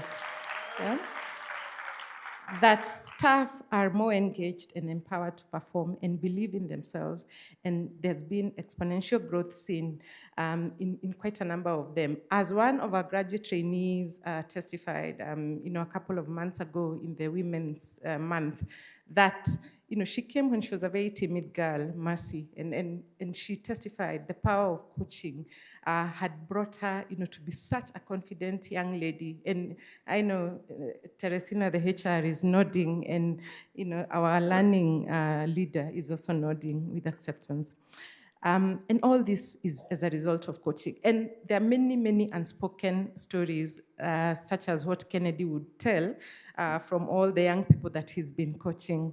And this has resulted in a sustainable high-performance culture, a society whose solutions are near.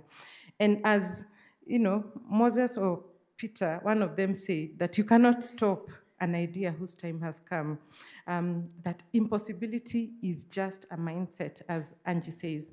And after all, as Ronnie quoted, I think he quoted Audrey Hepburn saying that the word impossibility itself spells, I am possible. So there is no impossibility, just a mindset. And as I conclude from cohort 22, here is to empowerment catalysts, inspiring people beyond imagination and empowering them to do more, to be more, to chart their journeys as our own journeys continue to flow like a river, as Kansime, who is not here, says. And so to earning the badge and to owning it. Thank you. Thank you so much, Christine, for representing your cohort and ICA Lion Group.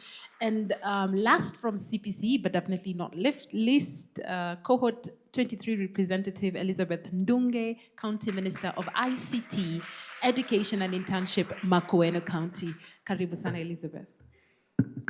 Thank you very much. Good morning. Good morning once more. Sarah, finally I made it. I dropped off once, but the second time I pushed through. Today I'm representing cohort 23. This is a cohort of Psalms 23. Remember Senje?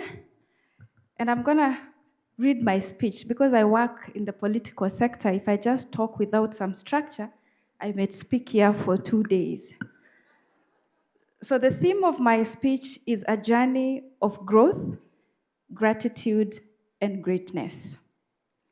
What a joy it is to stand before you today, full of gratitude and excitement, as I reflect on one of the most transformative journeys of my life, my completion of the Global Diploma in Professional Coaching. When I enrolled in this program, I was looking to grow. I wanted to become a better leader, a better communicator, and above all, a better version of myself. What I didn't anticipate was how deeply this program would shift not only how I think and lead, but how I relate, listen, and live. This certification is not just a credential, it is a catalyst, a symbol of growth, commitment, and a new way of being that I will now carry into every sphere of my life. This journey has enriched me with profound awareness. I have a clearer understanding of who I am. I also know my strengths and my areas of growth. Thanks to tools like the Clarity 4D, I now better appreciate the diversity in people and the need to meet others with empathy and respect. The iceberg model taught me that beneath the surface lies so much depth in others and in ourselves. As coaches, we are called to help uncover this depth. The 8 ICF coaching competencies have become my compass.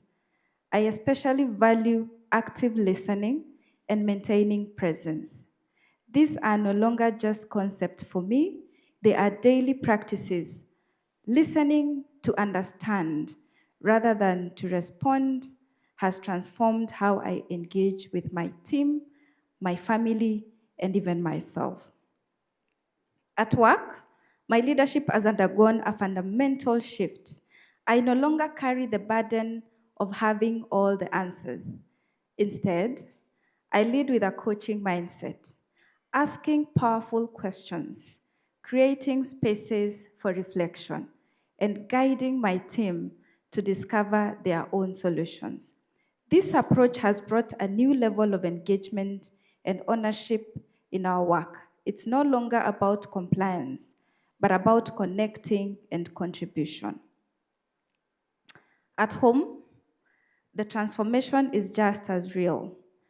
My teenage daughter has become more open with me. I know my classmates know. I used to speak about her a lot. In fact, when I almost dropped off, she told me, Mom, you can do this. Just keep hanging there. You can do this. I don't just fix her problems, we engage. Coaching has helped me become more patient, more present, and more available. But this celebration is not just about me. It's about all of us, my fellow delegates, who have walked with us in this path. Each one of you has inspired me with your authenticity, your courage, and your commitment to becoming transformational leaders. This certification will shape your lives just as it has shaped mine. I see in all of you a new level of clarity, confidence, and compassion. I see professionals who now have the tools to influence change, not by force, but through presence. I see parents who will build deeper bonds with your children. I see managers who will cultivate high-performing, empowered teams. I see partners, mentors, and community leaders who will spark hope and healing in a world that desperately needs it. This is more than a coaching certification. It's a calling, a commitment to be the change and to inspire that change in others. CDI-Africa made all of this possible. What makes this program so unique is not just the curriculum, but the culture of excellence, integrity, and genuine care. The trainers didn't just teach, they mentored us. They held us accountable. They created a space where we could be real, vulnerable, and bold. Every deadline, every class, every assignment was intentional, and it paid off. As I look ahead, I'm excited. My top goals include leading my team with even deeper coaching approach, strengthening my family relationships, and investing in my own growth. To my accountability partners, David, Evelyn, Sheila, Philbert, Moragori, Beatrice, and in absentia, Pamela, Gogi, and Joseph. Thank you for working with me. To my peers, let's sharpen each other. Let's be the reminder, the mirror, and the fire that keeps us committed. And to those who are just beginning this journey, trust the process. The transformation is real. So today, I celebrate not just my certification, but the new chapter it represents, a chapter of purpose, growth, and shared impact. Thank you very much. Let's go out and multiply the difference we have become. Thank you. Wow, thank you so much, Elizabeth, for that great speech, holistic and heartfelt. We celebrate you and your cohort. And so we have a representative from our C4HP Leadership Masterclass Coaching for High Performance program, Beverly Amboka, Senior Manager, Cybersecurity Operations, Central Bank of Kenya, following after will be Dixon Murianki. Karibu sana, Beverly. Today, I'm excited to share what I learned through the program and how the program has transformed me personally and professionally. So my journey into coaching started with a profound interest in counseling. I thought I'd do counseling so it can help me in one aspect or another in my spheres of leadership. But through exploration, I developed a deep interest in cultivating learning and growth. I took a step and enrolled into the Coaching for High Performance program at CDI. I think we were the 13th cohort. So rather than focusing on addressing past issues through therapy, which is still critical, coaching has allowed me to focus on the personal and professional aspect of growth, forward-looking, guiding people through to development. So I've come to realize that today, coaching has evolved from being a nice-to-have skill to sort of a must-have skill, an integral part of leadership competency for any leader. So I'll just quickly move to key mind shifts. what I learned from the program and what this is impacting me in the way that I lead. So the first mind shift is a mindset of raising engagement. You know, walking into a conversation with the objective that I'm going to listen, I'm going to develop this person. You know, I'm not walking in there with solutions, but you know, having the ability to facilitate meaningful change through powerful questioning and listening. So at this time, compared to before the training, I've learned to listen. You know, I'm learning to listen more for the goal. What is it that this person would like to achieve? I'm listening for their context. Where is it in their mind they're sitting? And I'm also listening for rather the who, you know, the silent things that they're not speaking. What potential strengths do they have? You know, through their words, through their behavior, through their feelings that they're showing, you know, and through the way that they're thinking. So having learned how to listen for these three aspects have accelerated the impact that I make on the other person, because I'm now putting these three things together to hear some sort of alignment so that you can have a meaningful engagement to see how they can move from where they are to where it is that they want to go. So I'm curious to find out what it is that they're demonstrating, you know, their strengths, their potentials, and for me as a team leader to see it, to name it, yeah, and to help them to realize and to use that every day when they're doing their work. So this is shifting an order of magnitude, the performance that I'm now getting from my team. Totally different from what I used to do before I came to this program. The other mind shift is I now believe in people's greatness, that people are capable through the strengths that they have, and they have the potential to be able to determine how they can get to an outcome. So my part as a leader now is just to inspire and to motivate them. So before training, my mindset was, I need to listen to the goals. You know, those things that we set during, when you're setting KPIs. So I needed to listen to the goal, you know, what we had agreed on, and I needed to sort of train them for them to get to that outcome. So I was kind of on an autopilot where I was telling them on how to get to that outcome, as well as what it is that they need to do to get there. But then after training, there's this mind shift where I've realized from the engagement perspective and from the perspective of getting access to things that are beyond my thinking as their leader, I must let go of the how and now focus purely on the outcome, you know, what it is that we intend to achieve, and the standard. You know, there has to be some level of standard of that outcome that I and that person want. So then through powerful questioning, ask about what they think they're going to do in order to get the outcome. So with that, it invokes them to think by themselves how they're going to come to that outcome. So what is the outcome of this? I'm seeing an increased level of accountability in my team. So they're becoming accustomed to asking themselves, how do I navigate this? How do I get to this outcome? Meaning that they don't need me for a lot of the stuff that they are doing, and they're getting more empowered. So they only come to me for guidance when they're sort of stuck or when they cannot see something that is an opportunity for growth. So I'm trying more to open this latter door and trying to shut the other door of telling more, yeah, so that they learn to stand and do stuff on their own. And this gives me a lot of time, enough time to focus on more strategic tasks and items that I need to focus on. So I can say indeed coaching works. I'm feeling the transformation. And my ask is that we may continue to inspire, transform, and build teams that thrive by transforming cultures one leader at a time. Thank you. Thank you. Thank you so much, Beverly.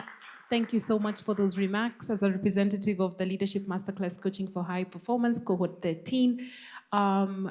Graduates, guests, I know we've been seated for a while.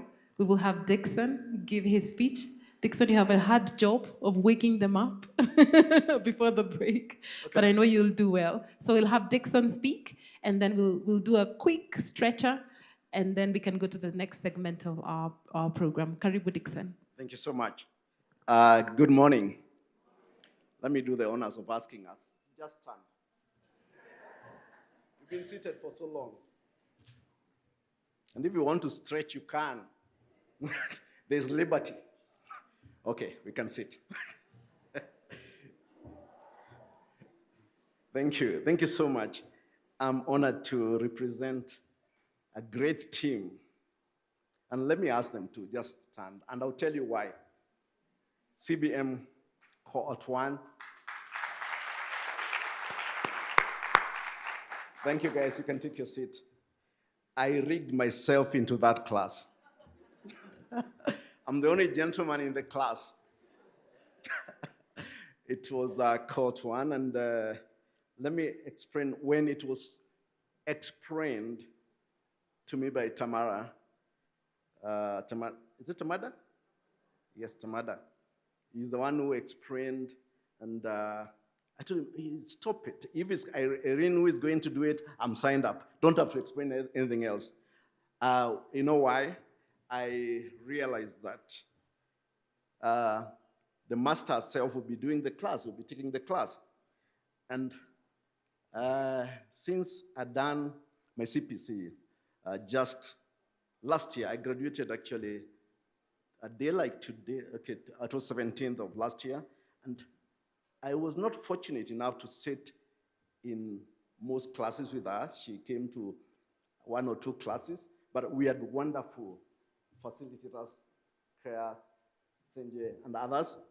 But I said, no, she's synonymous to coaching in this country and in this part of the world, and I wanted to sign to ear, to glean the knowledge and to hack the system from the master herself. So how was it? Ours was not just a class. It was an authentic, real pouring of experience from the master. And I have to say, after doing the CPC, the question was, okay, so what? What next? And I know most of the graduates here are very excited, and it's good. But the question will come, but does coaching really pay? As one of our classmates asked, does it really pay? And we were introduced to something called Coachpreneur.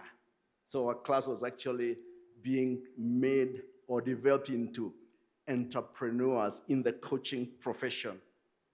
And it's been an exciting journey. It's still a journey. But one of the key things that we picked, or I picked, is that we don't have to worry. We don't have to suffer from the idea that, there's so many coaches coming, there will be competition. There's a niche for you. You have your assigned world. You just need to know it, and it's waiting for you. And it's going to pay you. And it depends with what you call payment to you. Depends with what will bring satisfaction to you. But we were told that and taught how to make coaching really pay, just to know the system. It calls for work. Like any other business, if you treat it like a business and you focus in it and you have the systems and the processes and you put in the work and the skills, it will pay and pay well. And again, since we're talking about transformation, doesn't mean that it's all running after the dollars.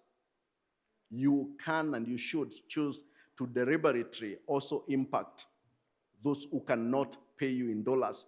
But there's that payment which comes from the satisfaction of changing, if it's in a workplace, changing the systems and changing the people by the way they think and the way they lead. So, dear friends, one of the things which came clear is that, yes, the certificate is good, but that's just the beginning. Just the beginning. The work begins after now, where you have to work it out. You have to practice. You have to go out, create the system, get the clients, and be authentic and be real. And by so doing, transform the world. When we started the course, I remember Maurice joined. I was feeling excited that at least I have another gentleman with me. But I later realized that that was a trick. It was meant to be like the pacemakers who join the Kenyan marathoners when they're running, and After some time, you see them ducking to the side. I was thinking, do they think I'll duck? I was not the kind of that person to duck. I stayed the course, and I have to say it was fulfilling, it was rewarding. We've made great connections as a class. A few of us did not attend, but we've made great connection. We're still working and networking together and trying to see how we can support each other as we actually do what Erin calls democratizing coaching, but making it a profession that is respected and that pays well. Thank you. Brilliant. Thank you. Thank you so much for those remarks. And so I will shortly be asking us to stand. But before that, if you're interested, if you're watching online, watching us live, and you're interested in experiencing the same transformation that these have experienced, we do have a discount in this month of international coaching. It is, I believe, 7.5 discount that you can profit from if you enroll in this month. For those who are now becoming, having their designation of certified coaches, on your table you will see a placard saying if you're interested to enroll in the Coaching Business Masterclass, you can scan that. I promise that code works. That one works. So if you scan it, you'll get your registration form, and we can engage with you and help you on how you can take the certification to the next level. And so we are due for a break. So let's stand. Let's stand. Mariah, please come on stage and help us with our stretching. This is where we see how good you are with your coordination. Get some room. Get some room. Get some space. We're going to do a little wiggle. Tell your neighbor, wiggle, wiggle. We're going to wiggle, wiggle, wiggle. You can't say wiggle, wiggle, wiggle as you stand. Just say wiggle, wiggle, wiggle, wiggle. Come on, wiggle a little bit. Wiggle. All right. And so tech team, Mariah, do you want to guide us first? Okay. Good morning, everyone. Good morning. Congratulations to the graduates. Thank you for the guests. And now I'm going to just give us a little teaser for just a little dance we're going to do. All right? So we say work without play make Jack a dull boy, right?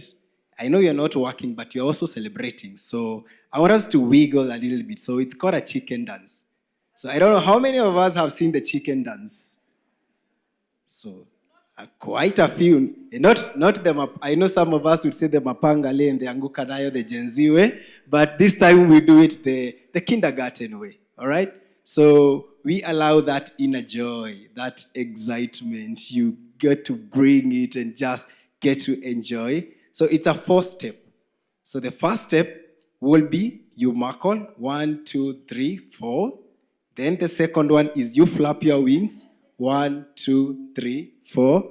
Then the third one is you shake your little body a little bit, 1, 2, 3, 4. And then the last one, you just clap 4 times.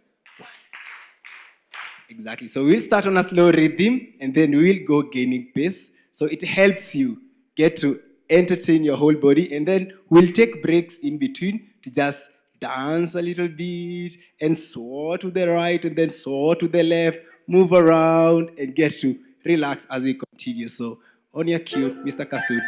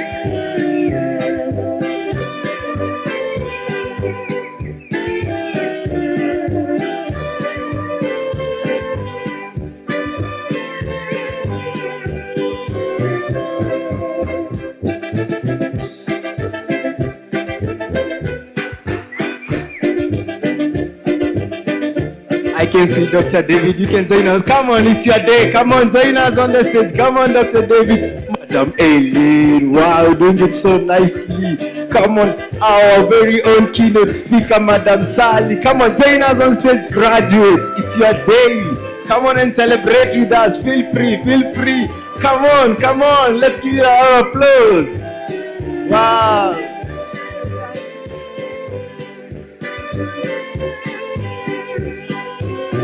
Pastor Ronnie, there we can see you. It moves from slowly as you gain pace. All right?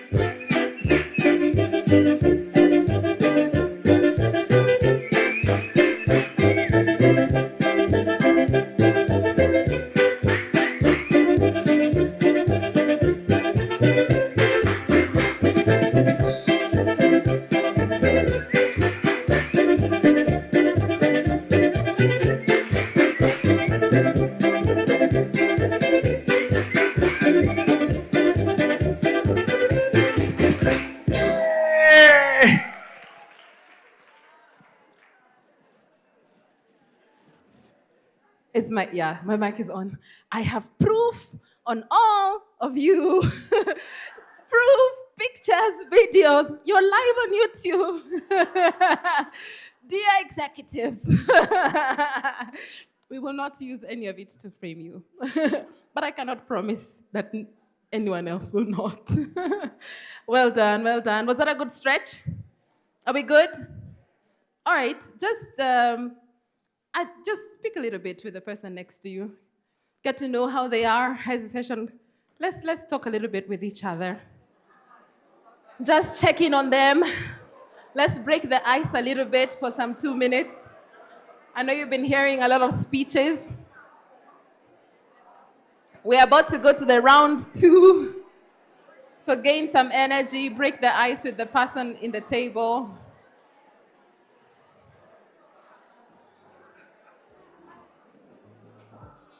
Brilliant.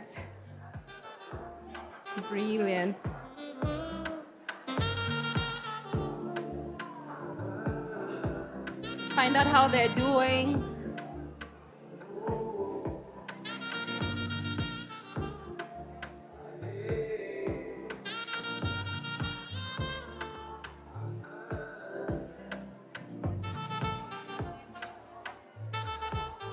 All right, at least now we've activated our bodies and our tongues.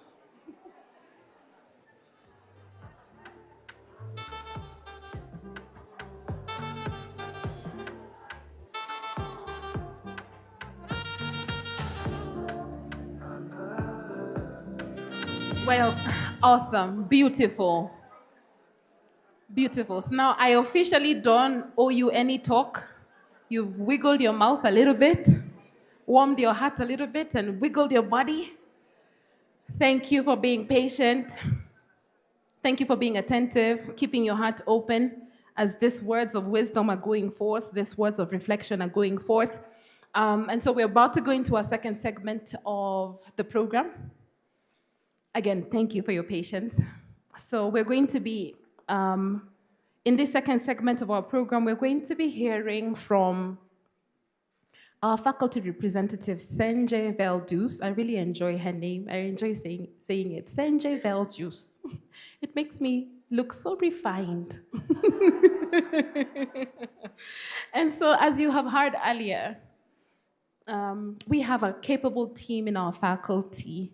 All those impact stories that you have heard would not have been possible without this team.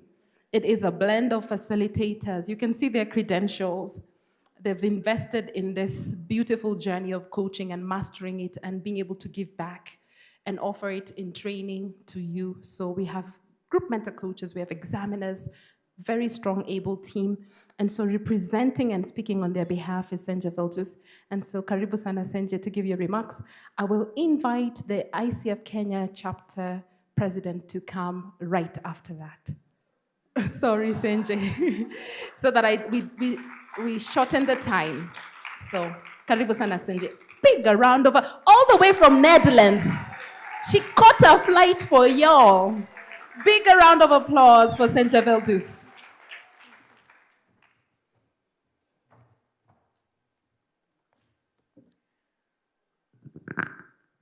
Wow.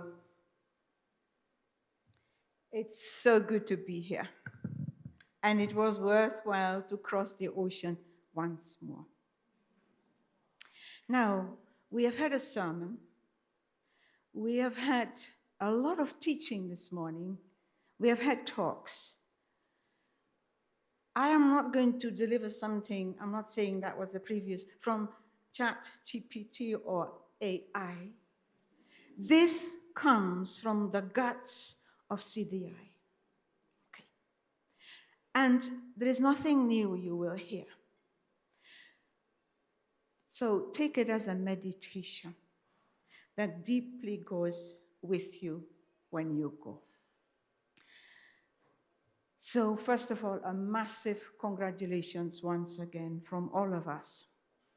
And today we are not just celebrating achievements, but also to recognize that you are about to make a profound impact on the world. This is more than a graduation. I'm going to call it a CDI, a commissioning. You will not just leave with a super skill set, but with a sacred calling upon your life, raising up leaders one at a time. We have heard it. We live in a world that is desperate, in need of courageous, clear-headed, compassionate leaders. And your calling couldn't be more timely. Our world is changing fast. Division everywhere and confusion. Trust in institutions is shrinking. People are searching for meaning, connection, and are hungry for direction. But we don't need louder voices. We need deeper ones. Leaders that are rooted. So now we know what is needed. The question is not simply, where are we finding these leaders, but how do we birth them? Where do we find the safe and sound labor wards where we can bring forth this new generation? We know as coaches that transformation comes from inside out. As an individual, as an organization, true for any nation. So how do we go about it? One leader at a time. And cultures will change and be transformed. We know leadership is not about position, charisma, or personality. It is about character.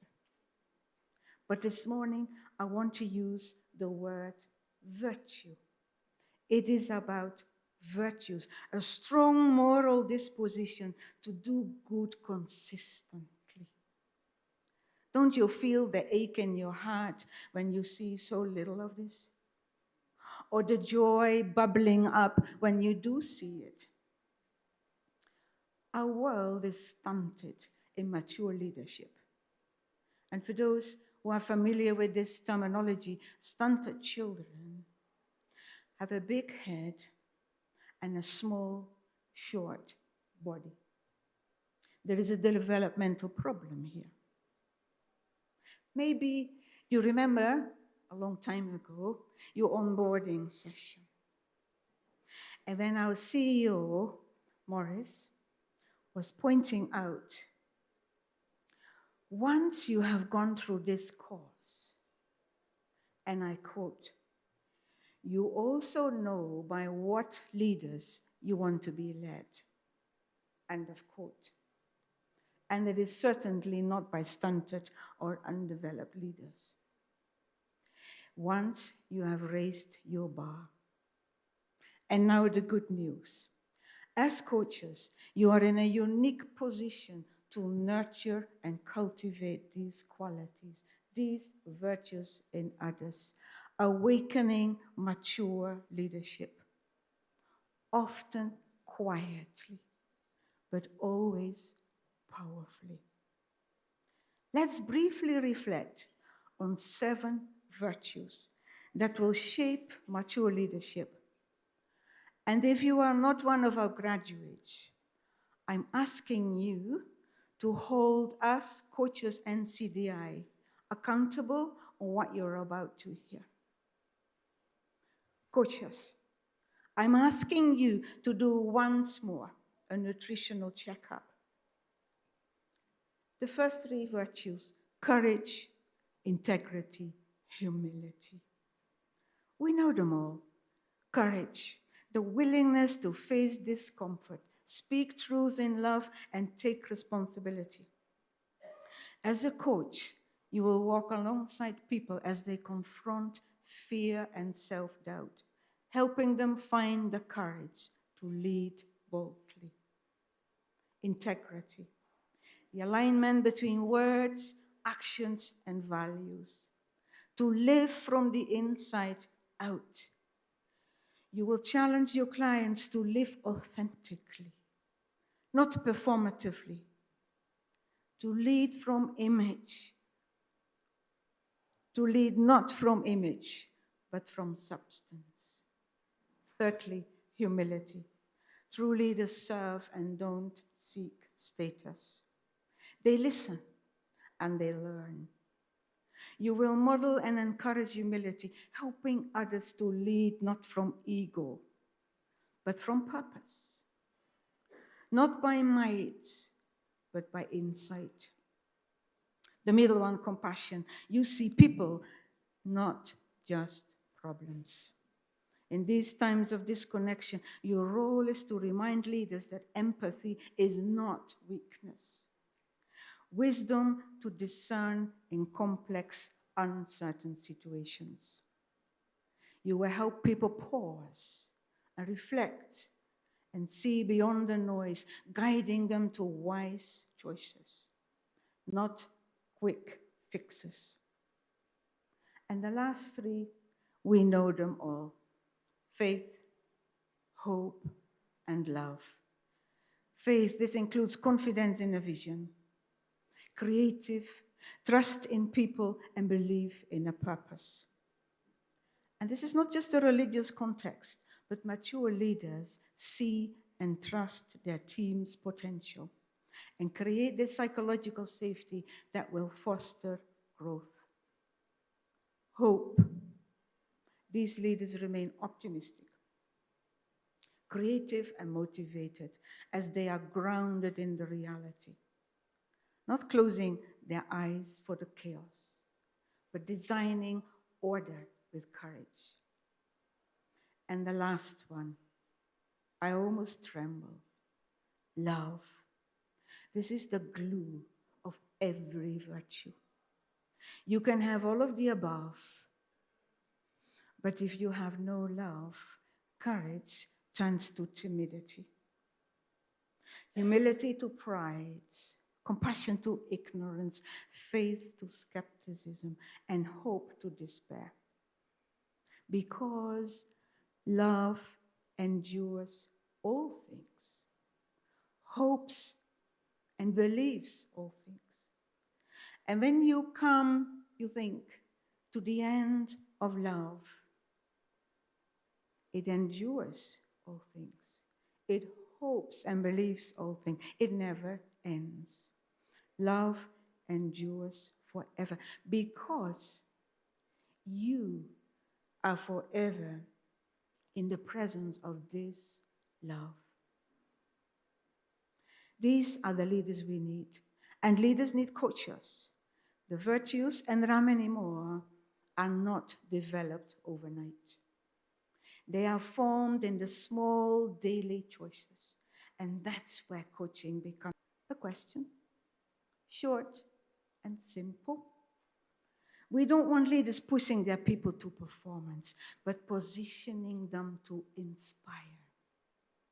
That is how lasting change happens. Transformations through conversations.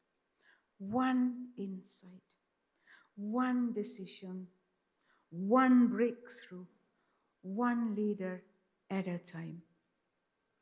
We as CDI call this coaching ministry, and you've heard it, a holy work. And that is why we call this graduation also a day of commissioning. And so, as CDI, once more we congratulate you, but we leave you with a threefold charge. Are you ready? Number one, go and coach not for applause, but for impact. Number two, grow up and raise one leader at a time. Lastly and thirdly, glow by living a life leading by love, in love. Now you know the who and the how. What is left? I give you my bow.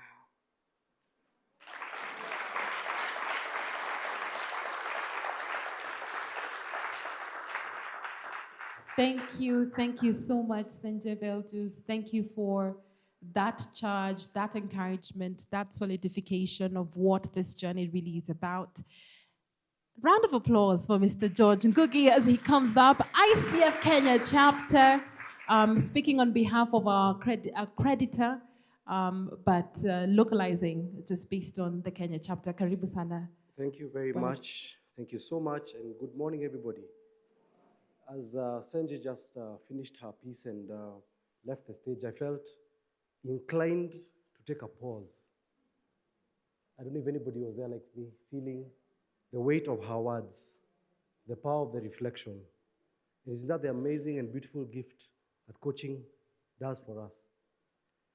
So I just want to salute, of course, the people who have put together this forum and platform. I don't take it for granted, starting with, of course, our founder and visionary, Madam Eileen Lasker, who is a predecessor in the ICF Kenya and one of the founding presidents, past president, and also one of the founders. I also have one of my senior presidents, David. It's such a blessing to stand on this platform. And I first served with him as my president when I was first on the board. Thank you to Maurice and the CDI leadership. There's a strong conversation currently going on between ICF Kenya chapter and the CDI and many of the other partners around. How can we ensure there's value? The key word we're working with is value. And of course, there are many people who ask questions, including Dixon, does coaching pay? And so that difficult question is one we are working very hard to answer and to create value, to ensure that credential you have and the money and time you've invested will not only make sense for you and your families, but will also make sense for the communities and even the sponsors, for those where the sponsors are applicable. I'd like to ask us a quick question. I actually have about 6 or so questions because it is a coaching graduation, so it's good to come with a bag of questions, right? And the first one will be based on a fun fact. Did you know that only 1 in 5 coaches is a gentleman? And it is consistent, by the way. In our cohort representatives, you saw it, about 1 in 5. In my board, which is, I think I'm doing pretty well, my 9-member board, we have 2 gentlemen. And even when we do our webinars and our socials, your typical demographic, 1 in 5. So please discuss with the neighbor. Is it a good thing for like 30 seconds? A bad thing? Or it just is? Excellent. All right. And so as I tie that back to the question, does coaching pay? All I want to say is, for one, for the gentlemen, a couple of gentlemen in the different cohorts are my friends, and we've chatted, and I've encouraged them along the way as they work to become coaches, and I really salute and celebrate you. Also, a couple of ladies, and of course, many of you. The reason I'm standing here is because you will soon become my dear friends and colleagues in the coaching space. It is an opportunity if you're a gentleman, you know, and of course, even if you're not a gentleman, for the ladies who are becoming coaches or are sponsors of people who have become coach trained, it's something to think about. Does coaching pay? It particularly pays well if you're a gentleman. It will particularly pay well if you can speak French, if you can speak Portuguese, And the list goes on and on. So in reality, and I know that some of these have been shared in the coaching masterclass, coaching in business, it's literally about how you position yourself, how you brand yourself, and how you, put yourself in service of your clients. So I want to speak about one very important thing, that of course ICF is in many ways the gold standard in coaching. It's difficult to offer coaching. Thank you for that. It's difficult to offer coaching, and the schools are very well aware of that, and many of the partner organizations are very well aware of that without accreditation with the ICF. And you have just begun your journey becoming a graduate of a level 1 program and the level 2 program. And I want to say something. I will speak as well from the good book and say that the glory of the latter generation, amen? The new graduates, the glory of the latter generation shall be greater than the glory of the former. Let me just unpack that a little bit. If you are graduating from a level 1 program like the graduates we have here today, it means that you're just a couple of steps away from accreditation. In other words, you are just perhaps, I know there's coach mentoring built in, there's so many more hours built in, Sarah spoke about them, meaning that you could literally become an ACC, that is an associate certified coach, in record time. Please don't take that lightly. For those doing the level 2 program, you can become a PCC in record time. And it's just 1 or 2 steps that hold you back. Some of the coaches who have gone before us, our MCCs, Madam Eileen Laska, our PCCs, George, David, and many of the other coaches can tell you it's been a difficult journey to get to a point of accreditation. So please don't rest on your laurels. It's a huge opportunity. Please take it up. Now, as the one thing I did want to talk about for you as a charge to the graduates is I want to talk about vision. One of the tools that I use as a coach in the work that I do has a very, very powerful charge around vision. And I just want to share that charge with you. And I feel it's what that brought you to sign up for the course that you signed up for. It's what drove you through the course, through those long, hard nights, through the preparation, through your coach practice. I had conversations with some of you. And it's what will make the difference a decade from now, 2 decades from now, when the story is told about the work you did for humanity. And so vision is personal. Please note that. Your vision is personal. It is driven by a very unique story of what brings you to be who you are, from where you came from. And so please get acquainted with your personal vision. What is it that you need to do? Like your fingerprint, what's your unique contribution? And it's very specific as well. There's something, and I love the fact that we have so many diverse backgrounds and organizations here, very specific. You becoming a coach means for your family, for your colleagues, for your organization, etc. So you need to really, really spend time to get clarity around that. Vision is also strategic. Tying it back to the conversation, the question is, does coaching pay? It pays, but you need to do the work. And this is a good opportunity for me to just say, and don't skip ad, join the ICF Kenya chapter, because it's a community, it's a family, and in that space you can get support to become accredited. You can also be able to get into some of the amazing partnerships we have with different organizations that will, are opening up to coaching. And of course, there's much more strength in numbers. But the one I particularly love, and that's a strategic part of vision, is that vision is lofty. I don't know if anybody here, I know some of the most seasoned coaches have this frequently. I've had this moment as recently as last evening when I was finishing up a coaching session. There are moments you're in a session and you're so deep in it, and you're journeying with the coach, with the client, and you get that moment where there's some catharsis, and you're like, this is why I chose to become a coach. This is why I do this. I would actually even do this for free. It's just that I have some bills, This is why I signed up to be a coach, right? And that is the lofty part of the vision. It's a high aspiration. It is why or what you need to become. It's an expression of your full actualization. I remember my late father couldn't quite understand what I used to do as a coach, and despite the fact that he's not here anymore, I could tell, and in our interactions, I realized that he knew I was in an amazing space.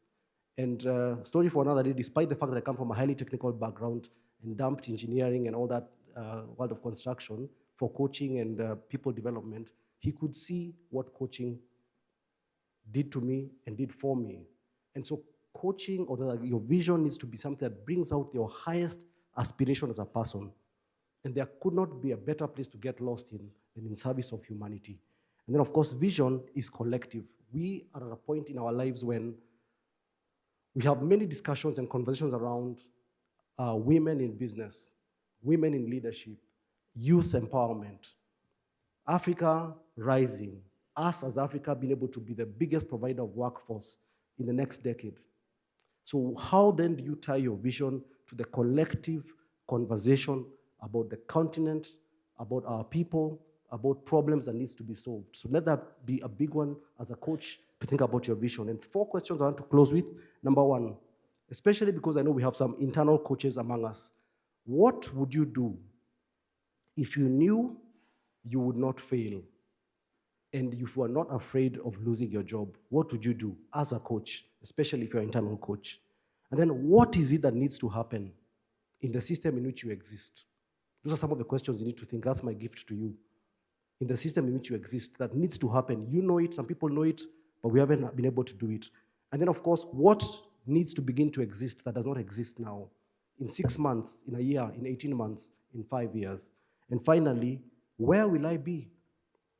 Who will I become?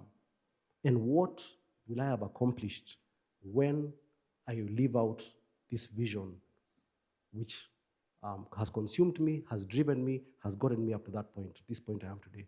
So graduates, we are so proud of you. We look forward to engaging more and more with you.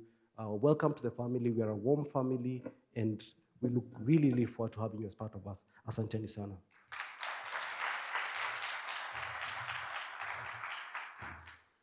We are grateful for your presence in all of our occasions every year, ICF Kenya chapter. It is truly a pleasure to have you represent the global office and to have some of your teams here as well. There will be a membership drive at the end of this event, so please just go to the registration desk, and you can get more information on how you can move forward in response to the questions that Bwana George has asked. Right, and so it really is an honor to introduce the person that's coming to speak with us in just a few minutes. I could introduce him from different fronts because he's accomplished great things, I believe, in the corporate space. Bwana Director here, Bwana Director there. But what Mr. Maurice Matumo has been to us as a team at CDI-Africa Coaching Group goes beyond words. It goes beyond corporate titles. Have you ever met someone and you just say, this is just a good man? Akona roho tu safi. Uyu akona roho tu safi. And the CDI team would know how much I have learned from him as regards having a human-centered posture and truly believing in what a human-centered posture can do in terms of building people and building sustainable high performance. And so it's really a great honor for me to introduce you, Mr. Matumo. Karibu sana. A big round of applause to Mr. Matumo. We've journeyed with him over the last 2 years. He has made a big part of you being here possible. And so we celebrate you. Karibu sana, Mr. Matumo. Asante. It's really difficult to follow after such an introduction. Don't you agree? So thank you, Sarah. Yeah, but let me start. Let me start with a pronouncement. Is that I actually hold the best role in the world. Please clap for me. And the reason why I say so is because I actually get the privilege to witness the birthing of new coaches. Year in, year out. And so let me start. So first of you, a lot of you who have socialized with me will know that I'm one of the most unstructured people. So that's why I have the likes of Sarah who are more regimented. They sort of keep me in check and order. And she's given me a couple of agendas. So Sarah, I pray I'll be able to get through them. But let me start really where my heart is at the moment, which is really, really to celebrate the graduates. You've been on a journey. And for me, what coaching is about getting you to see the world differently. And when you see differently, we act differently, and that's how we change the world. So that's how I would summarize what coaching has been, certainly for me and certainly for the CDI team, and I'm sure it's going to be the same for you. I also get the privilege to be on the kickoff classes. I believe most of the classes here, maybe I only missed one when we were starting the certification journey. And I get to, it's always so exciting, when I stand there and I'm trying to sell the experience that you're going to go through. And my prayer is that it has been all that and more. I pray it has been what we promised. I pray that it's really gotten you to a place of transformation. But let me not forget what I wanted to speak about, which is really to celebrate you.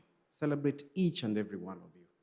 You've taken really a bold step. You've put in the hours. And so even as you walk through the stage, much later, as you get your conferment, as you become now certified coaches, think about the late nights. Think about the journey you've been on. Think about the introspection and celebrate all those moments. And think about also the laughter, because I also believe the most powerful thing that a coach has is ability to laugh, especially when they're navigating difficult discussions.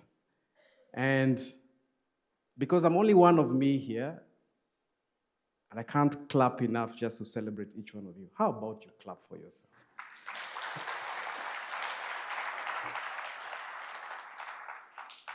Alex, you saw what I did there?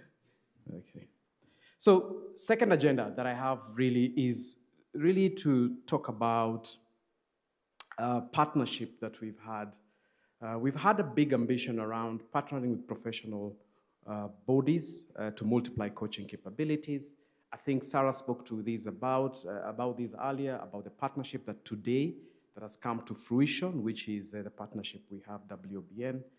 And it's really anchored on our ambition to sort of democratize coaching and take it into spaces where coaching hasn't gotten into. So allow me again, very deliberately, to really, really celebrate WBN for the partnership that we've had with them. So far, and we've worked with them for the last 2 years, we've trained 2 cohorts, including the ones who are graduating today. We have 21 certified coaches, and this is towards them building a coaching center. Please, let's clap for them. Now, we're looking forward to a third cohort, so we're soon going to be having more coaches in WBN, but also this is an invitation to other professional bodies on how we can partner and take these amazing, amazing profession to the spaces that we feel it should be.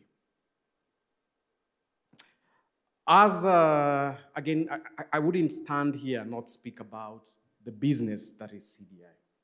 So we have been on a journey, and I think more recently, we've been at a place of reflection around the future of the business and where we think we should be going.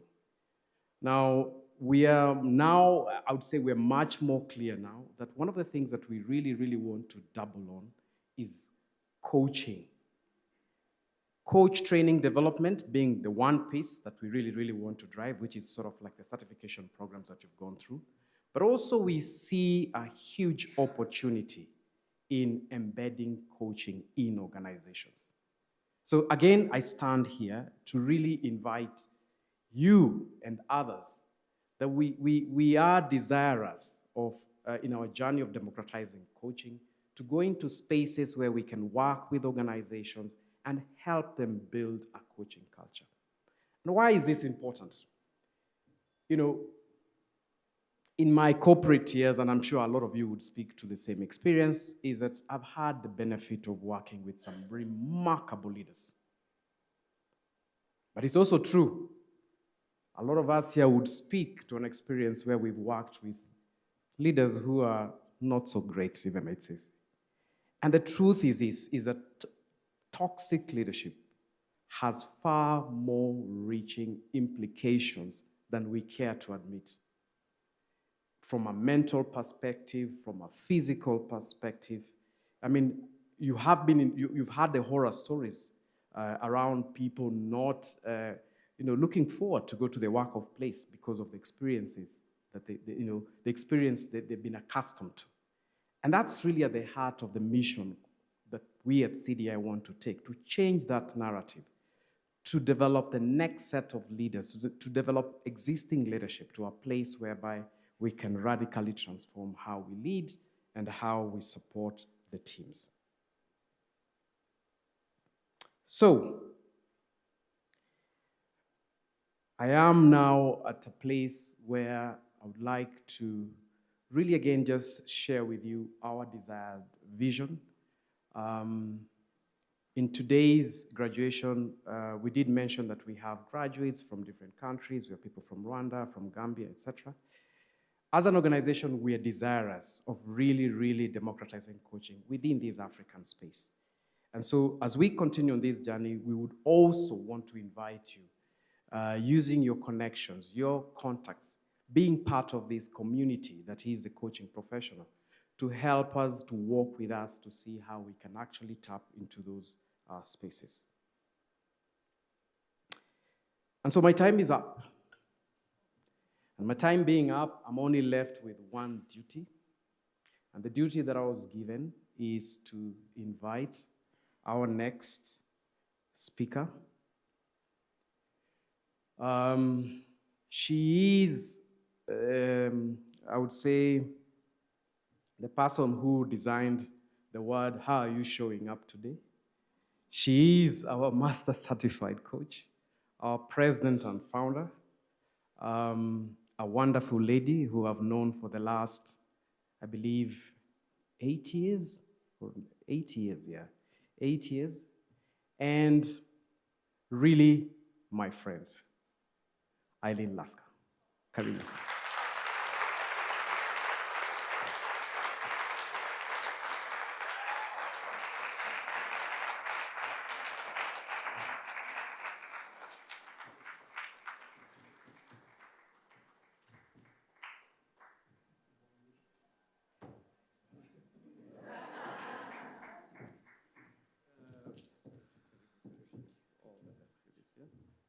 Yeah, I was a bit nervous. Mariah might just drop her because I'm not sure. You can confirm he's a good man, right? I think that came first. I was expecting Sarah to come back, and then she will do the thing she does from the town that's far away from the city. So Morris, you caught me off guard. So I'm catching my breath. All right. Our keynote speaker, Sally Mahihu, our pastor for the day, Pastor Eve, ICF Kenya chapter, sitting President George, the faculty, Matumo, CDI team, and most importantly, the people graduating today. Good morning. I was confirmed whether it's still in the morning or it's in the afternoon. It's such a pleasure for me to be here today. Because one day in the past, one George Nuthu, who is in the room, did prophesy that one day I'll show up during the graduation without having met the students. And this has become. So I'm here and I don't know most of you. So I'm feeling, it's a mixed feeling. There is a bit of, I wish I walked the journey with you, but at the same time, look at what the Lord has done. So that's the mixed feeling I'm having today. And today is a very special graduation. Very, very special.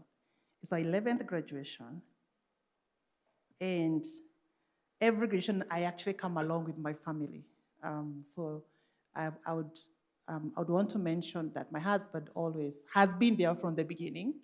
And he does attend all the CDI-Africa graduations. And today he's not wearing a suit. I need to find out why he didn't wear a suit today. So Evans, please say hello. He's right at the back over there.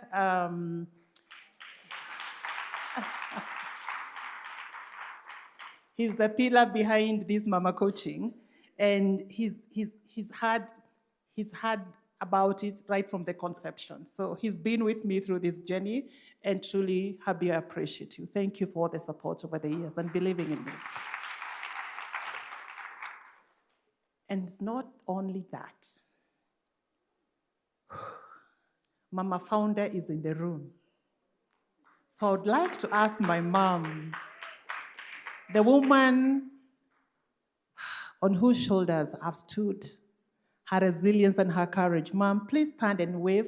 I'm not going to ask you to say anything. I promised her.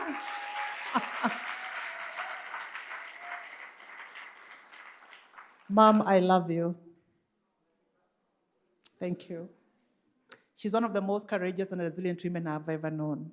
And so I'm so honored to have her attend your graduation today. So clap for yourselves for having Mama Coaching in the room, plus her mom.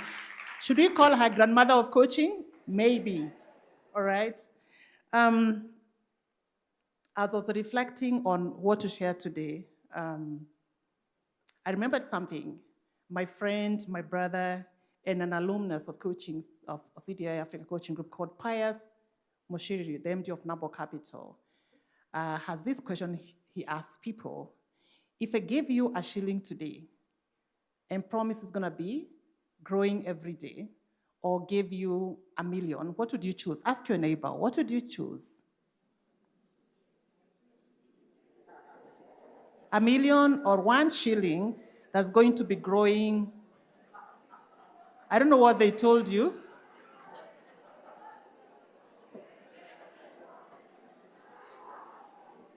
All right. Let's come back. So I don't know who chose a shilling, and maybe someone chose $1 million, but Pius normally says, take a shilling, compound that shilling, because there is power in compound interest. Okay. So in coaching, there's also compounding interest and compounding return. That's what I want to talk about, the compounding effect of coaching. And the compounding return for me has been at a personal level. I've been becoming, and I'm still becoming. It's been such a journey of growth, changing my mindset, my beliefs, my language, my posture, the 4 things that I've become so passionate about. And at a personal level and at a professional level. And even as I became, I've also built such a strong network of friends in yourselves. I never knew at some point in my life I'll have a network of people that are in my network today, thanks to coaching and the compounding return. As a mother, as a wife, and many spheres of my life, I have earned a lot of return on coaching. And it's because of that first-hand experience of the power of coaching, or the return on coaching, that in 2013, we embarked on a journey to actually get a pathway to multiply coaches. And there was no way of multiplying coaching, and therefore multiplying coaching impact, and therefore multiplying coaching return without having a coaching school.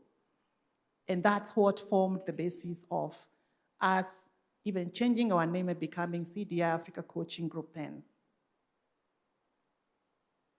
And as a result, we've trained over 1,000 coaches who are certified across Africa and beyond. And we have developed faculty that can do this every day with so much love and so much joy and so much dedication. A round of applause for the faculty of CDI-Africa. Senje, Claire, Tamala, George, Dr. Thuku, Karen, and Catherine, who is not with us today because she's doing some assignment. And I continue to see that return. Now, the coaches, I don't know who you know. First, right now, I don't know all of you. So then I don't know who you know, all right? So you can imagine the compounding return of the process you've gone through. And I recently was listening again. Nowadays, I'm trying to walk, so I'm doing at least 10,000 steps a day. Or there are days I do 20,000. So clap for me. It's a bit, I know you cannot see it on my body, but I do it, okay? So believe me. So I was listening to this podcast by CTA where Richie asked both Piers, and I think they have not sent me to advertise, Piers and Rena Hicks about, can I make money doing nothing? And the answer was, yes, you can make money doing nothing, but then you've got to do what? To invest, and invest the right way. So I'm so privileged to say today that if CDI-Africa wound up, and we're not going to wind up, we're here to grow, but even if that happened, if Eileen never coached one more leader, if we trained not one more coach, that the compounding effect of coaching will continue in Africa because of all the coaches we've trained and certified and yourselves joining that league today. So clap for ourselves. You're on a big mission. And so I don't know what you plan to do with what you've got, but you've got a gem in your hands. You've got something valuable in your hands that you can move forward with and invest and expect a compounding return, okay? On yourself, but also on all those that are connected with you. So as you graduate, and to quote the speaker on behalf of the faculty, as we commission you, I leave you this question. How do you choose to invest your coaching moving forward for the compounding, to get the maximum compounding return? How do you choose to invest your coaching moving forward so that you can earn the best compounding return and therefore make an impact to that world assigned to you? Each one of us here in this room, you've got a world assigned to you. And that world has been waiting and continues to wait until you attend to it. Think of yourself, family, work, society. Think of the Kenya nation and think of the nations of Africa and beyond as you reflect on that question. Thank you.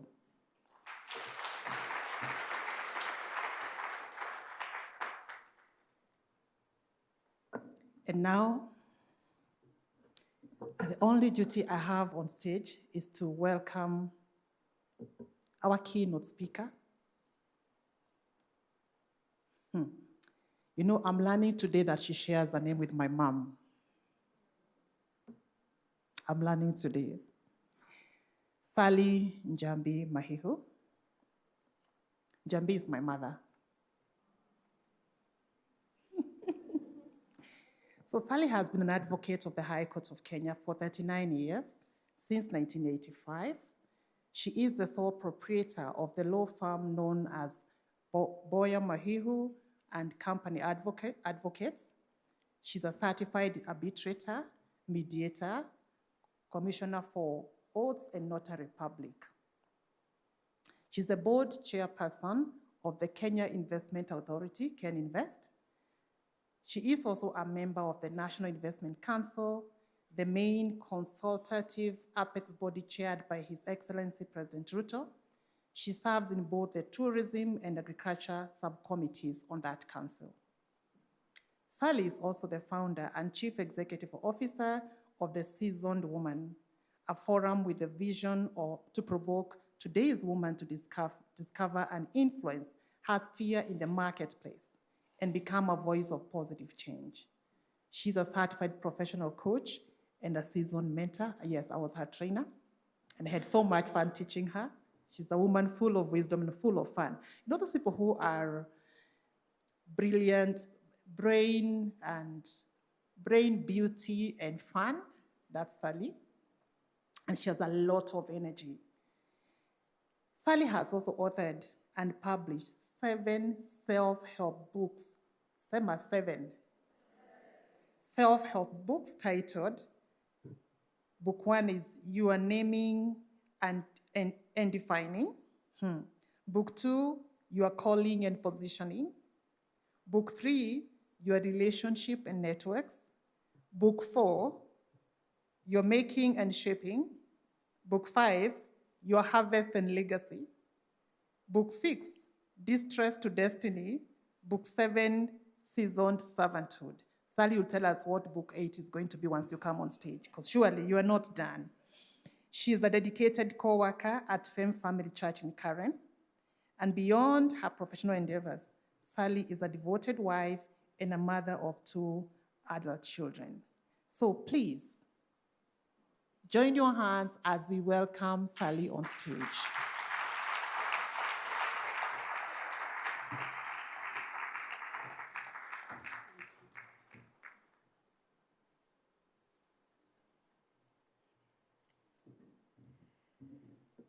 Good afternoon, or greetings. Let me be safe, because I haven't seen the time. Greetings, everyone. Amen. First and foremost, I'm humbled to have been invited here. I never, ever take any invitation for granted. I am honored and humbled to have been invited here today to share in this very, very, very, it's a milestone. It's a milestone. It's a miracle. It's everything that we want as citizens and as people going forward from being movements to monuments to movements. Whenever I'm invited to speak somewhere, I am more focused on what I will gain from there, what I will learn from that function and event, more than what I will deliver. Because I'm usually so excited, like, I'm sure they think I'm the one who's going to impact them, but they have no idea how much they're going to impact me and what I'll take away. And I have taken away so much from today's event and today's speakers, the speeches. And I was asking myself, Eileen, is there a refresher course? Because the next time I want to be mentored by the wonderful lady whose name I cannot pronounce, because I could just tell hardcores like us need that kind of coaching. She is precious, and I just loved her spirit. I salute Eileen. You are, yes. I don't think your calling, your purpose and calling at CDI is over. You know, sometimes we exit the stage before time, or we begin to dilute ourselves before time. I think you have so much more to give in this sector. And you also have books to write. I believe you need to write books. Who believes she needs to write books? Surely you could have done all this without putting it down. Every time people say I've written books, I'm like, in what capacity am I saying I've written books if Eileen has not written a book, you know, considering what she has done? So I celebrate you and your leadership and the entire team that is leading this organization. I thank God for you, and truly, truly, truly humbled that you invited me here today. Now, when we talk of transforming cultures, now congratulations to all the graduates. Congratulations. Please clap for yourselves. Congratulations. The lady who is moderating is fantastic. Let me just say it. I love to give compliments and to uplift and to edify. You're doing a great job. She is just so awesome. Awesome, awesome. Now, the graduates, a special congratulations to my niece. She's called Gadoni Mwai, but I think here she came and told you she's called Anna Mwai, her posh name. But at home, we call her Gadoni. So special congratulations to my niece, very proud of her. And this is just such a wonderful time. Now, when we talk of transforming cultures, when we talk of shifting fundamental beliefs and values, it's not an easy thing. It's a tough thing. It's not something you just do overnight. It's something that takes strategic approach. It takes time and thought and intention. And I loved your theme because it's a journey we have embarked on now, saying, how do we transform cultures one leader at a time? Change the way we've thought of leading coaches, the approach they take and everything. It's a complex process, and you're well able to undersee this. And even as you go out as coaches, this is something I'm sure you'll be able to walk in, the transformation, and from all those rich words that have come forth, the advice, the nuggets, the wisdom that has come forth about how to do it, it will not be in vain. It is something that is going to, we'll see the manifestation and the fruition of that transformation. I know we will see it as we go along. Now, my experience as a coachee, when I was being coached, I was a difficult coachee because I came with a big-headed machuno. You know, these people who know everything. And I thought coaching was about providing solutions. So you can imagine the kind of struggle I had, the struggle they had tried to shape me. You're not here to provide solutions. And I'm like, but I'm a solution provider. I like to provide solutions. If you're stuck, I'll provide solutions. I'll fix you. So I was a good challenge because I was so raw. No idea what coaching was about when I came in. And they had to work on me. I remember Eileen and Catherine Wahome, they worked on me to shift that mindset, literally transforming me to understand the coaching culture and what it was all about. And I thank God because it really benefited so many sectors in my life, beginning with the home. I like the young man who said his wife has seen the change. My husband can testify. He saw the change once you are done with me. He definitely saw the change once you had finished with me. Because that challenge of thinking I was a solution provider was very difficult for me to change, because I thought anyone who comes before me, whether it's a mentee, a counseling, or what, I'm there to provide solutions. Surely I'm there to tell you what you should do. But this was beautiful. This aspect of understanding it is helping the person come up with the answers themselves. That's more empowering and more long-lasting. And it's more impactful because you're impacting the person. And the other challenge I had was silence. Even when I was a little girl in standard 1, standard 2, most of the punishments I got, she's too talkative. She talks all the time. She can't keep quiet. So I grew up being very talkative. And so silence, when being able to just keep quiet, just be silent in the moment and coach with silence, with gaps of silence where you give the person an opportunity to speak up. If you speak too slowly, I have turned the corner and I'm rushing you, let's continue speaking. What is this you're thinking about? I suffered from that.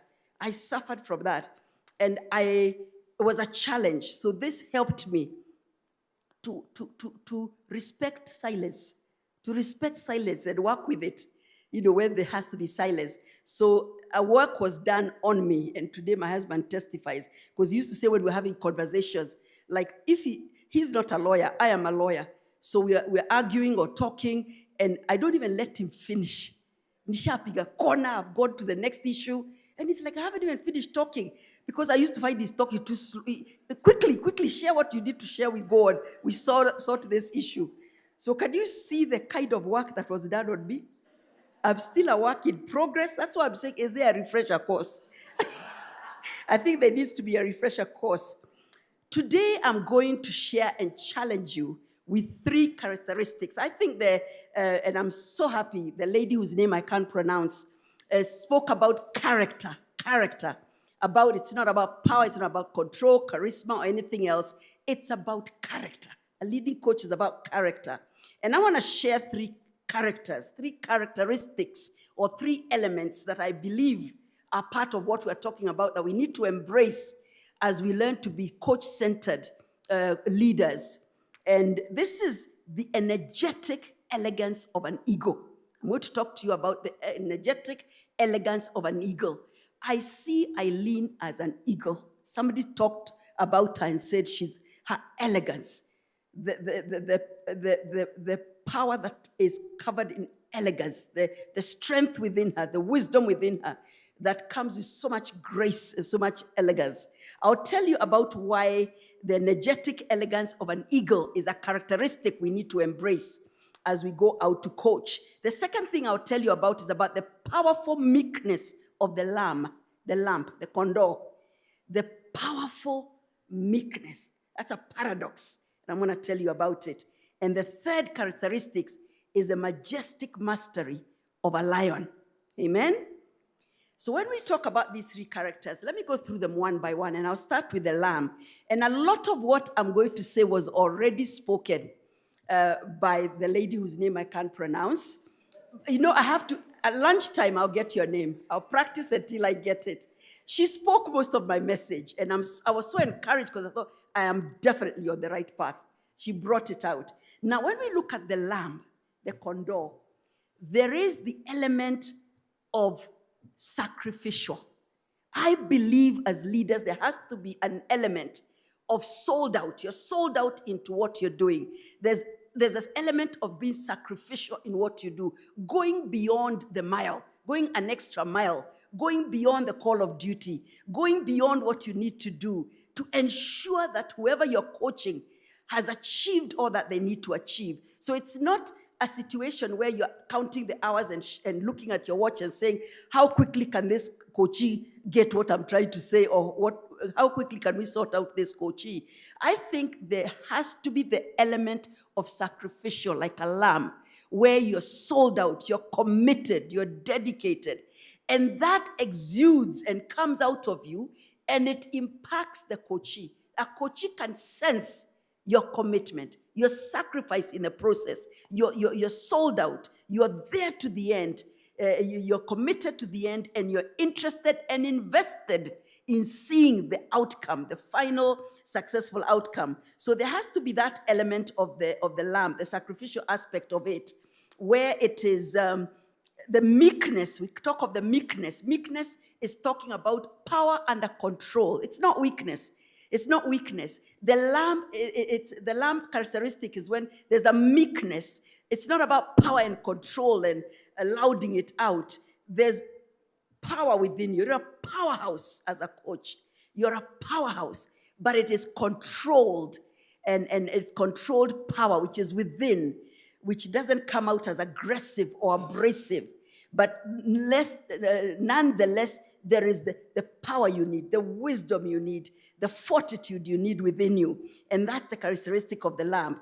The other thing that comes out in the lamb is the supporting and empowering. Supporting and empowering. That element we know as coaches must be within us, where you're working with your coachee to support and empower. Support and empower. Your coachee never feels abandoned or left without any support system. There's that element which you exude and impart in your coachees of supporting and empowering, strengthening, edifying, molding and making.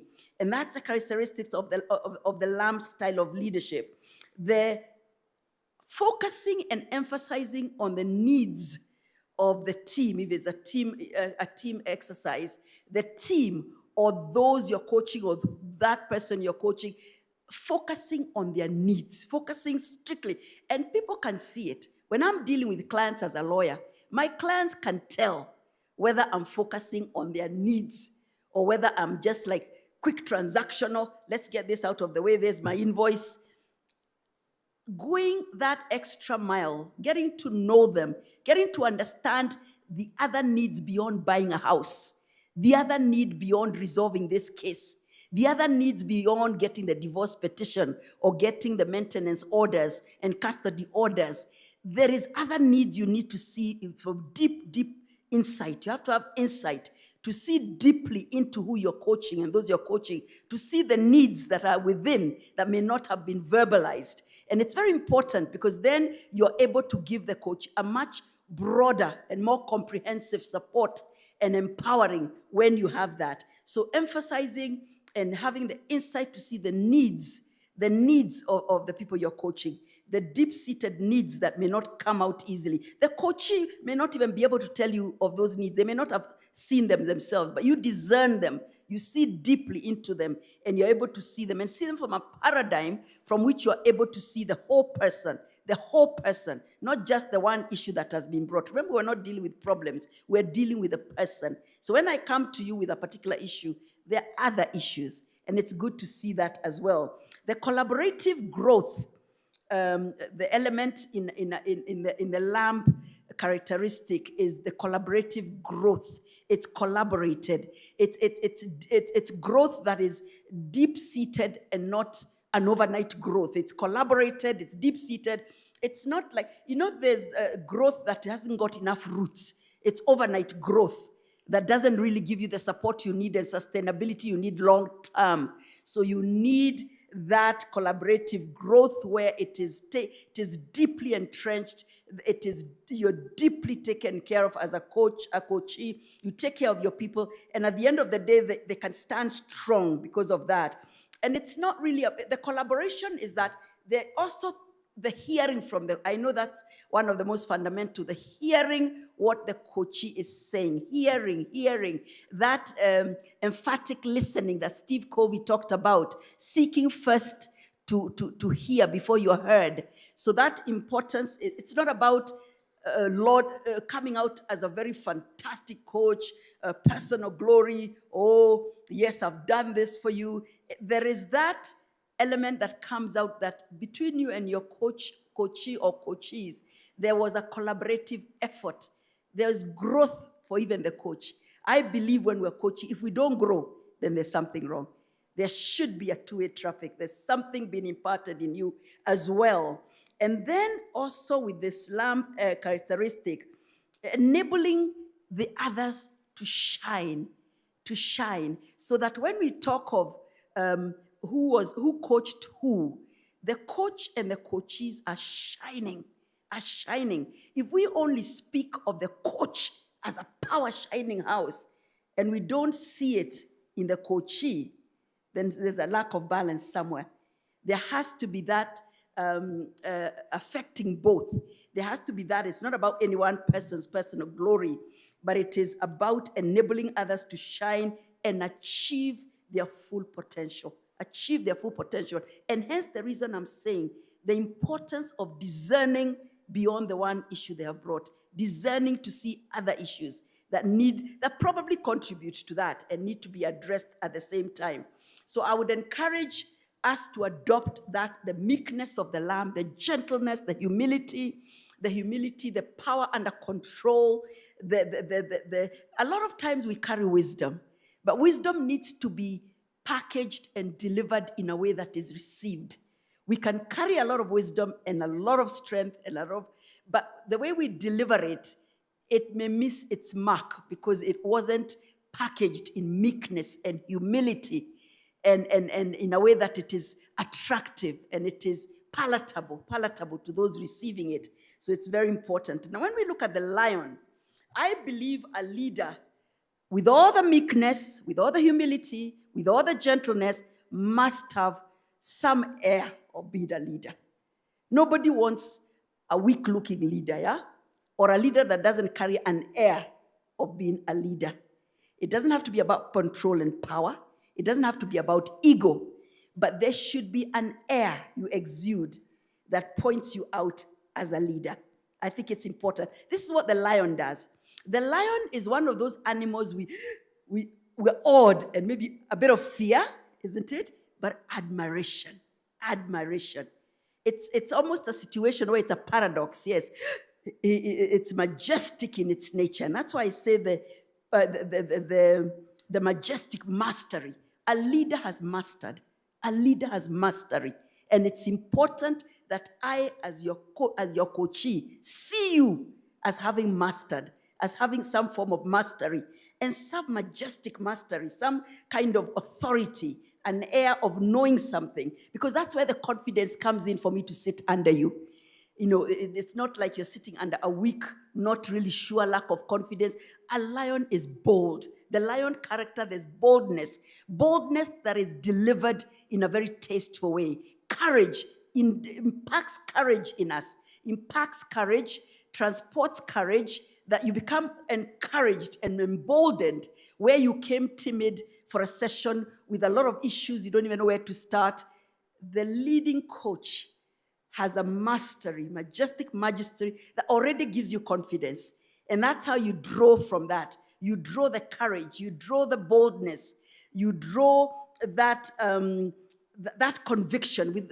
When we talk of the strength of our life, we're talking about the resolve and the conviction. I want to be assured that this issue, whatever it is I've come about, can be sorted out. It can. That I can be this. That I can do this. I want to walk out with that assurance. And that comes from a coach who has the resolve, the boldness, the courage, the conviction. There has to be some conviction. If I'm the one coming with a bit of shaky, not sure, a lot of doubt, then you'd better be the one who is convicted this can work or I can come out okay. There has to be something I see in you that tells me there's conviction that I can be, or that I have thought I cannot be. Inspiring to a common goal. That power and ability to inspire to a common goal. It's very, very important because there has to be direction. There has to be guidance. And that's what comes out in a lion leader, it comes out very clearly because there is that, let me call it authority, not ugly power, just a command and authority that is respectful, that is admirable, that can make me feel confident that you're able to help me overcome and be and do that which I thought I couldn't. Decisiveness. I think a lot of us come for coaching when we're not really decided, we're not sure, isn't it about not making decisions and procrastinating? I don't know whether to go into this career or this career, I don't know whether to do. There's a lot of doubt and fear and doubt and a lot of unsureness. Now, my coach needs to come with that spirit of decisiveness, helping me to receive that decisiveness, able to make decisions, well-informed choices without hesitation. Because when we're moving on to destiny, you have to be able to make choices, make decisions at some point. When you're unstable as water, and you can't make decisions, you're setting yourself up for failure. So it's very important as coaching leaders that we have that spirit of decisiveness, an ability to come to a point where a decision is made, a way forward is found, and you're able to walk in that way forward. So the lion is important from that point of view. It also has the collaborative spirit and the inclusiveness. If you watch A Pride of Lions, it's a family. There's this inclusivity about it. There's this, we're walking this journey together. And I think that's what coaching does. You're walking the journey with those you're coaching. There's a walking the journey together. There's inclusivity. It's not just one dictating to the other. There's inclusivity.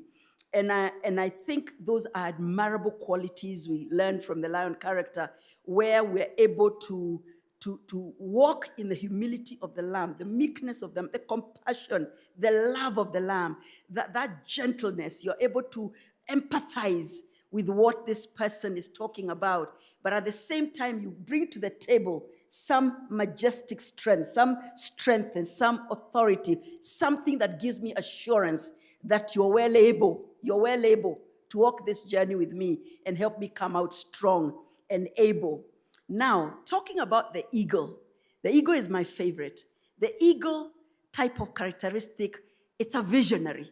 There has to be some element of visionary, sharp sight. If you look at the eagle has 20/20 vision, sharpest eyesight. It can see miles and miles away. And what an eagle does, an eagle sees its predator, its target. It sees its target from very far away. And it is able to focus tenaciously towards that target and lay hold of it. It's interesting because when something is very far away, it is very difficult to keep the focus until you reach it. So there's all manner of distractions on the way. An eagle doesn't get distracted. An eagle has the ability to stay focused for as long as it needs to stay focused, to lay hold of what it needs to lay hold of. And the eyesight helps. So the idea of being a visionary leading coach, vision, seeing beyond. A lot of times people who have worked on me or others say, I saw ahead of you. I saw you far ahead. I'm not seeing just this broken, rawness in you. I am seeing where you will end up. I'm seeing you in years to come. That vision, that ability to see coaches, where they are going to end up, ability to see far, and you're able to help them if you're the sight, the vision is that far. Because if you just see here, you just see what is in me today, you'll not be able to help me go as far as I need to go. So the visionary element of an ego is important. Sharp vision, focus, tenacity. When it gets to its target, it has these strong talons and it lays hold, no matter how heavy. It lays hold, and it's almost like the talons get enmeshed in its target, whatever it's hunting, and you can almost not undo it because there's a tenacity and a resolve and a focus that it holds on. It doesn't lay hold and then get distracted and start letting go. It doesn't loosen its grip. It's like our goals. They are far sometimes. Focus. We get them. We lay hold of them. We don't let go. We don't, something doesn't come and then we get carried away and we start getting discouraged and let go. The ability to hold on like a tiger, the tenacity to hold on, the ability to hold on and take risks, calculated risks, into a situation, because we'll not always know how things will be, but that ability to be bold enough to take calculated risks and say, whatever shall be, shall be. Whatever shall be, shall be. Let me go. I feel this is the right way. And that's the ego has that element. The ego does not eat dead things. A lot of birds and other things eat, like the crow, they eat dead things. The ego will not touch anything dead. It feeds on fresh. It catches its fish when it's fresh, and it eats it when it's fresh. That symbolizes innovativeness. Innovativeness in your methods, in your approach, not remaining stagnant with last year's way of doing things, moving forward consistently, innovatively, and being able to adapt and change, ability to adapt and change with the seasons and with innovative ways that are coming up. It's very, very important. That's what the ego does, able to innovate and able to change in situations that it needs to adapt. The eagle, when we say it doesn't eat dead things, it eats fresh, it's symbolic also of not dwelling on the old, not dwelling on the stale, not dwelling on old news, just focuses on what's new, what's innovative, and it remains fresh, and it remains vibrant, and it remains focused because of that. The other thing about the ego characteristic is it rebrands, it renews. Every now and then, an eagle knows that it has reached the point where the feathers are heavy and old, preventing it from flying very effectively and very fast. So what the eagle does, it knows it's time to retreat. It goes and finds a very high rock somewhere. It lays on the rock and it begins to pluck out its own feathers. Pluck out, self-renewal. Yani si mtu mwingine anakufanyia, it is your own self-renewal. The ability to even discern that you need renewal, you need to refresh, you need to rebrand, you need to come up to another higher level. That's the ego characteristic. The ego goes and it's very painfully plucks out. It remains featherless. By the way, it has retreated. You don't want to unpluck in front of us. We don't want to lose hash. So what it does, he retreats. It's a season of retreating. When you say sabbatical, I've gone on a retreat to renew, to rebrand. It plucks out its old feathers and it lays there for the regrowth. It grows back. The feathers grow back. And when the ego comes back, it is renewed. It is renewed in strength, in focus, in ability, in all it needs for the next coaching season. It's very important as leading coaches, we learn to discern. Am I washed out? Am I burnt out? Am I giving old, going around in circles? We need to say, time has come for me to retreat and go and renew, undergo a renewal, a rebirthing, a rebranding. And it's very, very important when it does that, to renew self. it's very sad when we have to be told by other people, you need to go and refresh. And you're walking in the old, you're not really producing anything fresh or new. Ebu, please take a time off. Let it be us. Let it be us who design it for ourselves. And we take that time off. And it's very, very important. So you come back stronger. You have so many seasons to go. You need to come back stronger, and you have a longer walk, a longer journey, a longer path to follow. The other thing, and very crucial about an eagle characteristic, it is a storm survivor. Whenever there is a storm, all the other birds foolishly go towards the storm. They're so confused. It's like the storm didn't come last year. It's like how we get confused with rains in Budalangi. I hope the MP for Budalangi is not here. Do you always hear breaking news, floods in Budalangi? For the last 10 years, I've heard about Budalangi. That's how I know Budalangi. I even used to joke and say, I'm going to stand for that seat there and change that flooding system. It doesn't make sense.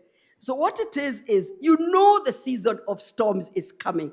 So the other birds, for some reason, they forget that the storm comes every so often, or even how to smell it and discern it. So they foolishly fly into the storm, and they get battered and broken, and they fall into pieces. The ego doesn't. First of all, the ego smells a storm days before the storm comes. It is able to smell the storm. It is able to smell calamities. It is able to smell there's a storm coming, and it is able to position itself. So it's very clever. It knows that there are currents, very powerful currents, that in a storm is about powerful currents. And it knows that if I get caught in those currents, I'm done, I'm finished. So the ego knows, it's a very high flyer. And I'll tell you about high fly. It flies very, very, very high.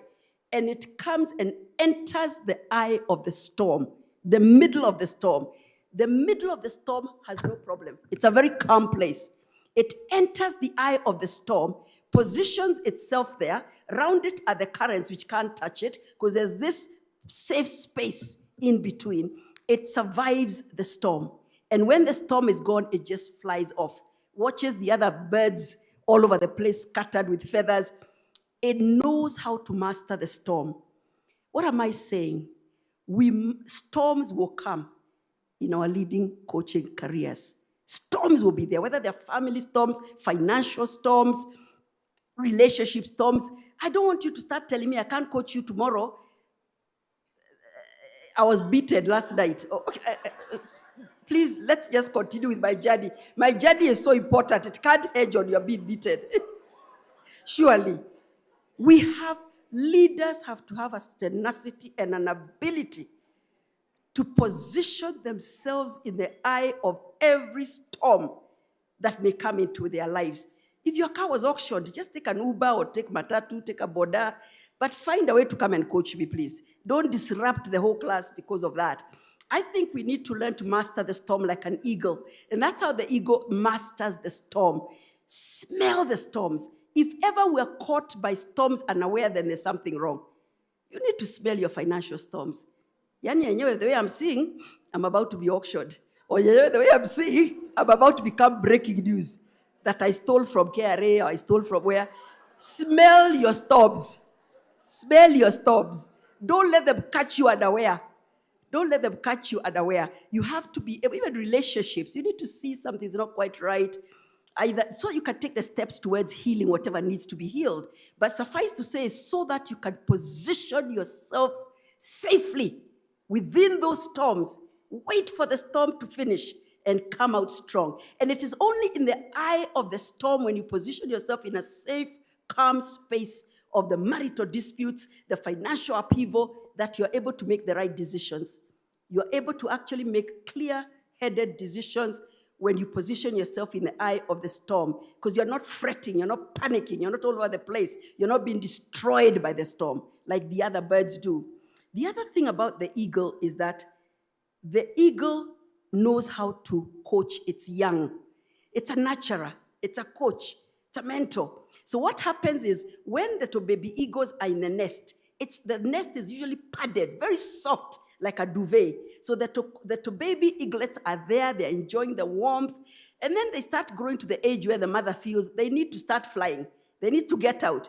So what does it do? It begins to take out the soft padding, takes out the soft padding, so it leaves the thorns. So the ego babies are like, hey, amedundu hapa. So they start getting uncomfortable in the comfort zone.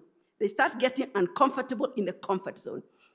And when they start getting uncomfortable, they begin to be taught how to fly. The mother literally picks them up and throws them out there, down. See, the mother knows best, or the parent knows best, that you are born to fly. You are born to fly. So even as I throw you out there, I am aware that you're well able, that you have what it takes to fly. You will not crash. You will not break. So the baby ego, first it's hesitant. It doesn't know whether it knows how to fly. So it starts fluttering all over. But it soon decides, so I know how to fly. So mommy was right. I do know how to fly. So our coaches must come to a place when we release them, we must be able to take them out of a comfort zone. Do you know that they, thank you, son. Thank you, son. My sons are probably older than him, so he's a son to me.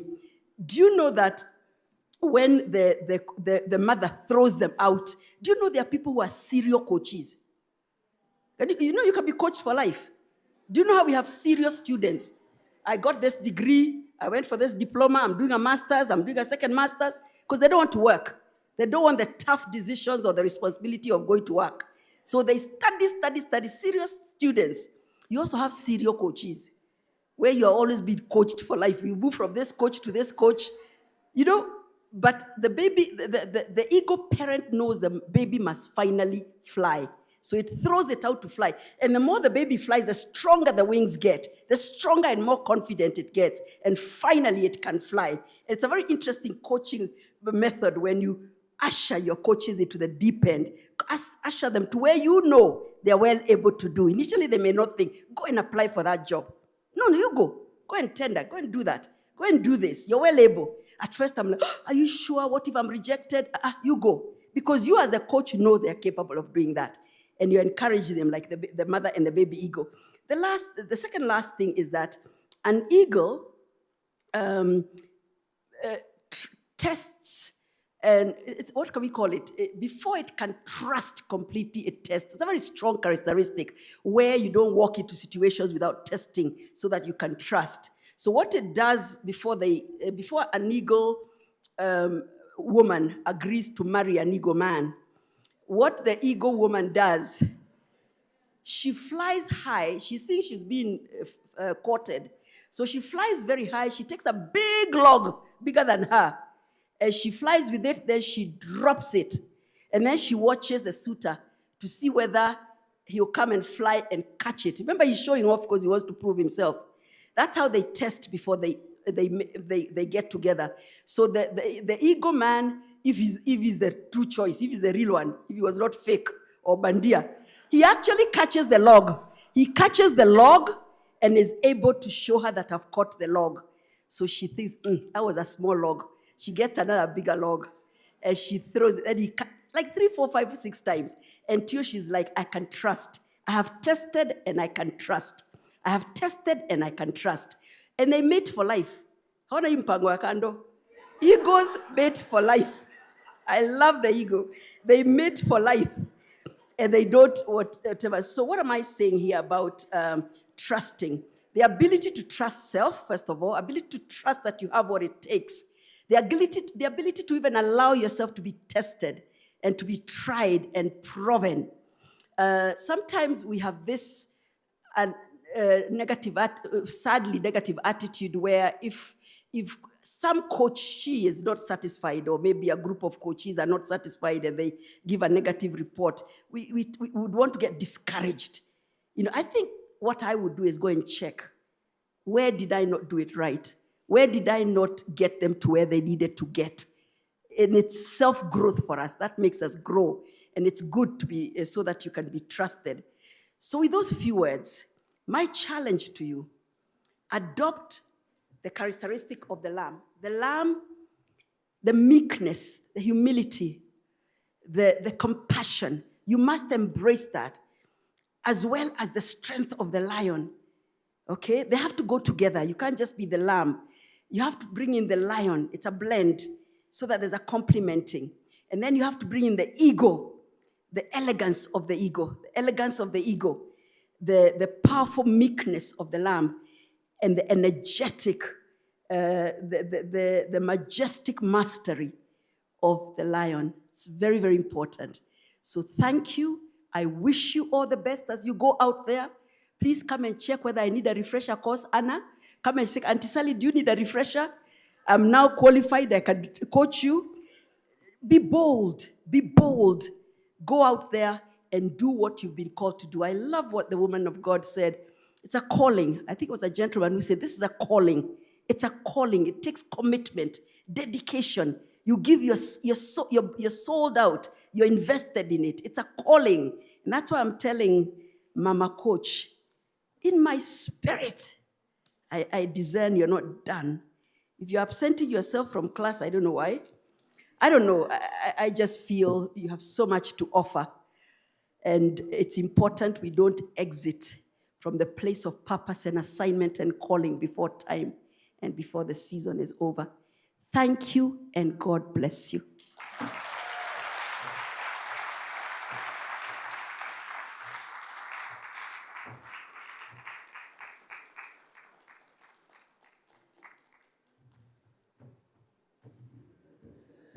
Wow, wow, wow. Another round of applause. You know, there were so many speeches, and one can say there's only so much left to say about coaching because everything has been said. But I believe our keynote speaker has landed it so well. I'm not going to forget about the meekness of the lamb and the majestic mastery of the lion and the elegance of the ego. So beautifully scripted and delivered. Another round of applause to our keynote speaker. We celebrate you. Thank you so much for landing that for us. I'm going to remember that last part about throwing the, yeah. That one was for me, yeah. Thank you so much. And so we are at that point. I know your tummies are now ready. You're ready for lunch, yeah? Okay, we're about to confer. We are now transitioning to the conferment ceremony. And so I'll ask the graduates to just stay chonjo and take your position as we had briefed during our briefing session. Team CDI, if you could please promptly take your stations. Let's kindly clear that whole area, Bwana Muraya. Let's just clear the seats because then the graduates are going to be coming from there. Let's just move all the seats out of the way. And so we're going to be starting with conferment of our graduates from the Global Diploma Executive Leadership Coaching Program. And so I'll ask CLC 12 and CLC 13 to kindly take your station on the side of the stage, with the first person being Ali and the last being Lillian, and the first person in CLC 13 being Catherine, and the last being Sarah Jackson. For this particular two cohorts, I'd like to welcome back our keynote speaker to actually give the certificates. So the order is Ali, Ben, just as you were seated. Ali being the first, Lillian the last in that cohort, Catherine being the first, Sarah Jackson the last for that cohort. So I'd like to re-invite our keynote speaker to come on stage to present the certificates. So you can stand close to them on that end. Nangila, are you on stage? Ready to give out the certificates, please? Nangila? Kindly be on stage, ready to pass the certificates to the keynote speaker. Ready to celebrate? Ready to get your official designation? Hi, is the stomach that hungry? Okay, we can do one last push. And again, thank you so much for your patience. So I just need to confirm that everyone is in place. Nangila, do you have the certificates? You will pass them on to the keynote speaker, who will pass them on to the graduates, and then we will move forward as that. And so graduating from the Global Diploma Executive Leadership Coaching Program,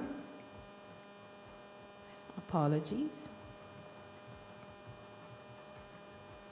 Graduating from the Global Diploma Executive Leadership Coaching Program, CLC 12, we have Ali Hussein Kasim,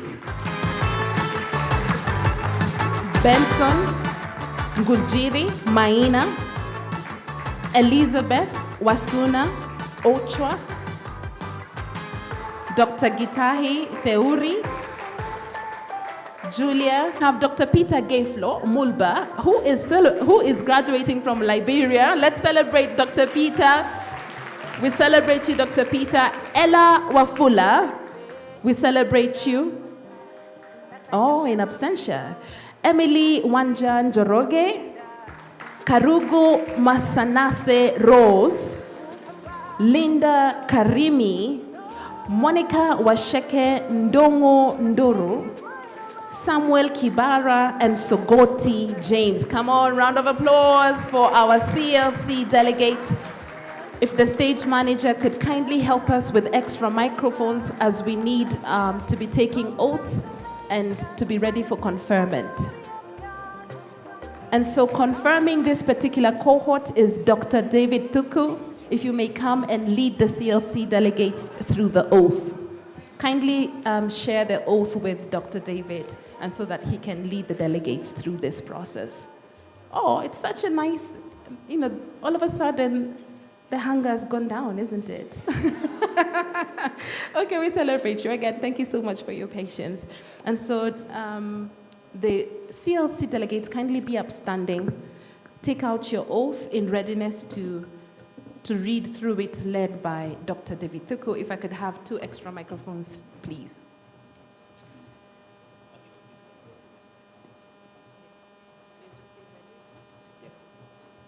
CLC delegates, kindly, let's all be upstanding, ready to read out our oath and commitment. Okay. CLC delegates, let's go together. Today we say this is a commitment, so we take our commitment oath starting with today. Let's go together. Today,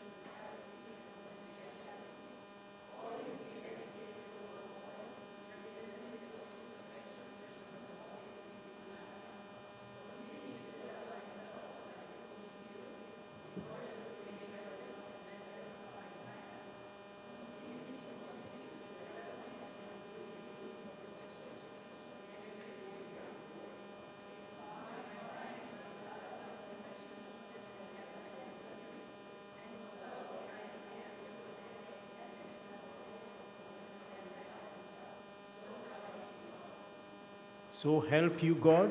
Let's clap for them as they take the vow.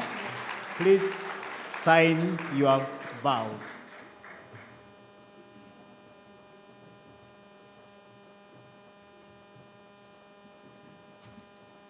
Please be upstanding, the CELC graduates, after you sign.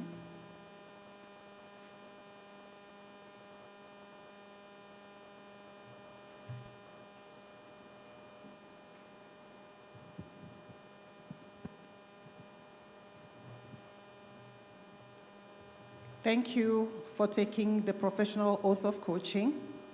And now, by the authority vested in me by the International Coaching Federation as the Director of Training or at CDI-Africa Coaching Group, and in my capacity as the founder and Director of Programs and Global Compliance, I, Eileen Lasker, do hereby confer the designation of Certified Executive Leadership Coach upon all of you graduating today, having certified all the requirements of the Global Diploma in Executive Leadership Coaching Program, as delivered by CDI-Africa Coaching Group and as per the global standards of accreditation by the International Coaching Federation. I hereby, therefore, give you the power and authority to coach and do all that pertains to this designation to transform generations and transform nations. Hearty congratulations and best wishes. God bless you. We celebrate you, CLC, for this next cohort, the special cohort, GECD, WOBN. I will invite Catherine Wisekali to be handing over the certificates to the beloveds. And so let's take our station. CEC, Madam Wisekali, you can come on stage and stand in readiness to pass on the certificates. Again, I will ask our faculty to be agile and be on standby again for the oath and the conferment. Quite soon after this, actually. So maybe we should be on the side. Thank you. All right, so taking your station, CEC, Certified Executive Coaches, officially graduating from the Global Executive Coaching Diploma Program in partnership with WOBN. We have Agnes Lutukai in absentia, Anne Gitao. Let's celebrate Anne. Dr. Wairimo Murage Karani. We have Engineer Masi Wambogo. Oh, let's celebrate them. Your turn's gonna come. Grace Bonareri Omwenga, we celebrate you. Jennifer Kinyoe, Judy Kamau, Naomi Mwangi, Petronila Omundo Osborne, and Rose Nekesa Maruti. Again, I will need your help, Dr. Thuku and Aileen, for leading these through their oath and officially conferring them. We celebrate you. Congratulations. We celebrate you. We celebrate you. Congratulations on your designation as certified executive coaches, courtesy of the partnership between WOBN and CDI-Africa Coaching Group.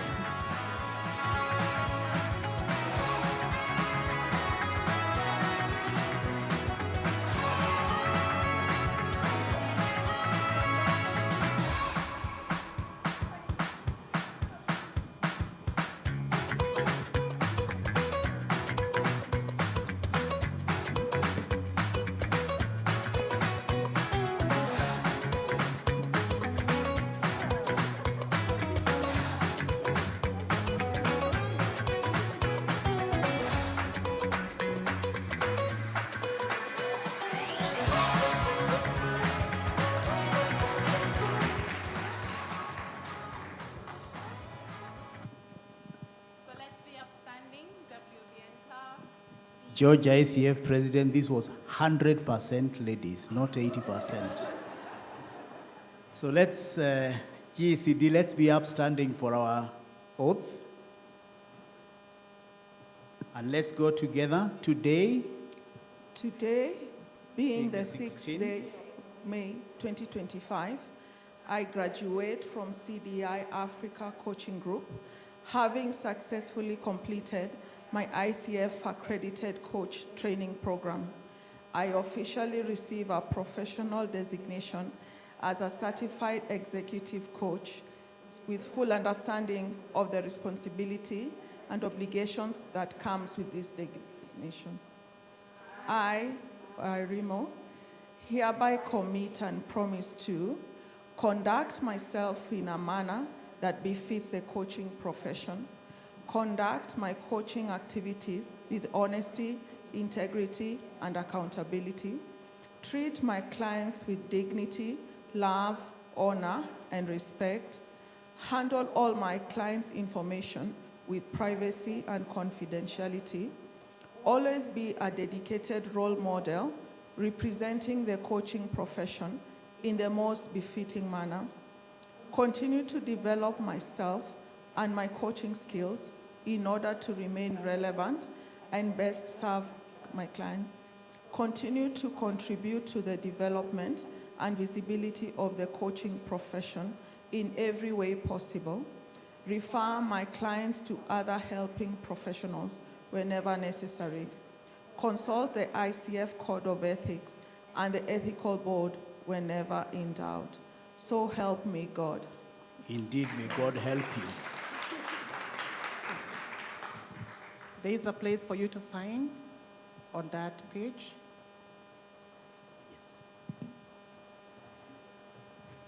So I'm giving you a chance to complete that, and then we can conclude.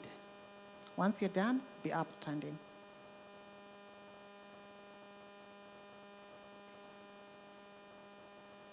It's a serious oath of office that you are taking. Great. I think we are all upstanding now. Thank you so much for taking your professional oath of coaching.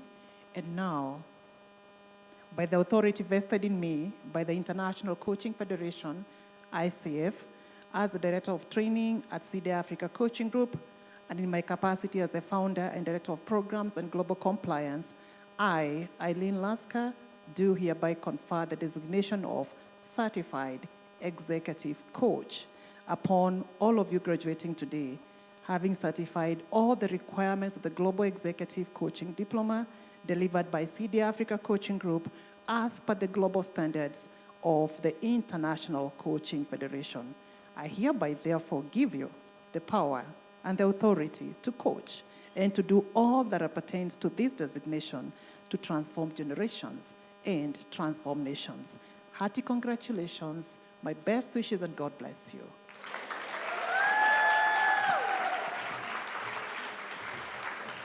Oh, another big hand clap for a special group.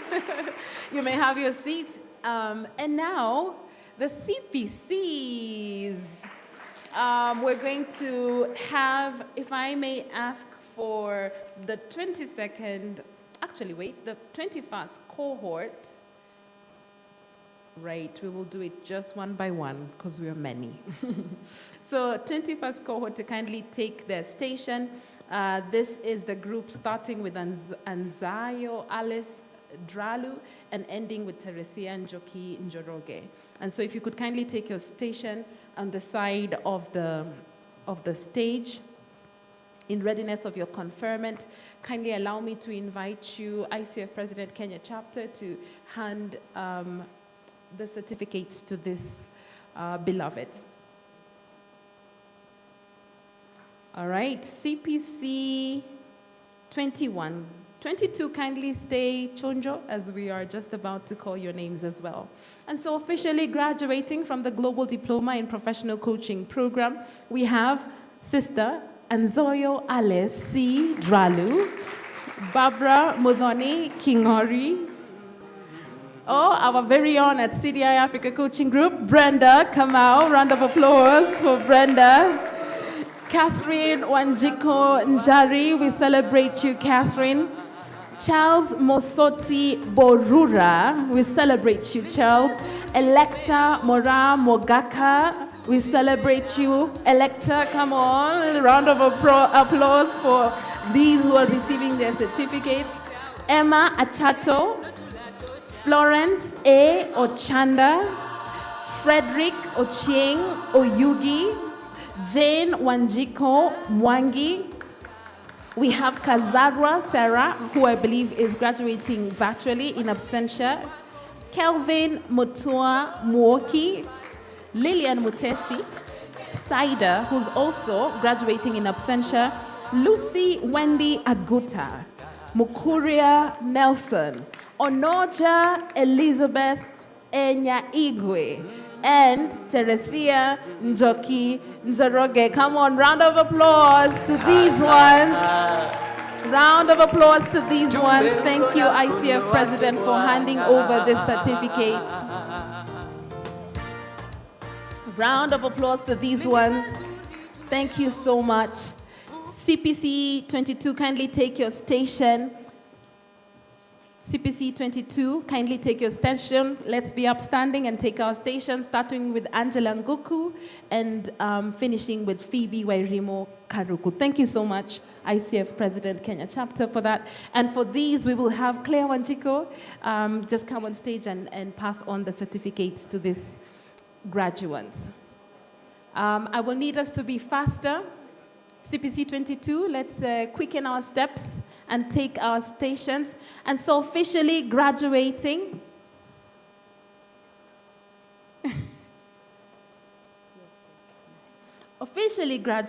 from the Global Diploma in Professional Coaching, cohort 22 is Angela Nguku. Round of applause for Angela. Bemi Kanyonge Luseka, Christine Mutahi. Oh, let's celebrate them. David C. Mushiri, Dr. Catherine Kansime, in absentia. Esther Wanjiko Waweru, round of applause for Esther. We celebrate you. And then we have the precious niece in Gadoni Mwai. At least she told us her real name. So Gadoni, congratulations. And then we have Gladys Musembi, followed by Jacqueline Wamboi Wambu, Juliana Okeno Ochieng. Congratulations, Juliana. Julius Corredo, Kennedy Otieno Odenyo, Lea Gadhigia Njoya, Lois Njeri Karaoke, Margaret Ngari, Moses Lincoln Otieno, and the applause has gone down. The food is coming soon. I promise to recharge you. And so we had Moses Lincoln Otieno, Peter Ndirango Karaoke, Ronnie Karina, we celebrate you. Ruth A. Okal, Sami Lemonke Naporos, Teresina Wambugi Kirago Ayemba, Tuesday Njeri Chege, and Phoebe Wairimo Karuku. All right, let's celebrate these ones. Cohort 22 officially receiving their designation as certified professional coaches. Oh, and we have one last CPC cohort, and so I'll ask them to take their station. CPC 23, definitely not least. CPC 23, we have 10 graduates from this cohort as well, starting with Beatrice and ending with Evelyn Sikuku. Let's kindly take our stations in readiness to receive our certificates. Oh, we celebrate each and every one of you. You have done well. You have invested time, finances, and we really do believe you will have a compounding impact with the activation of what you have received, what has been impacted on you through this training.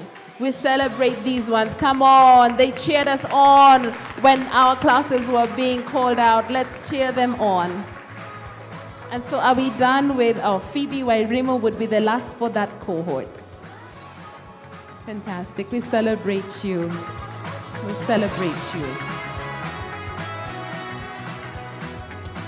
Well done, everybody. You finally have your designation as certified professional coach, certified executive coach, certified executive leadership coach. We celebrate you this afternoon.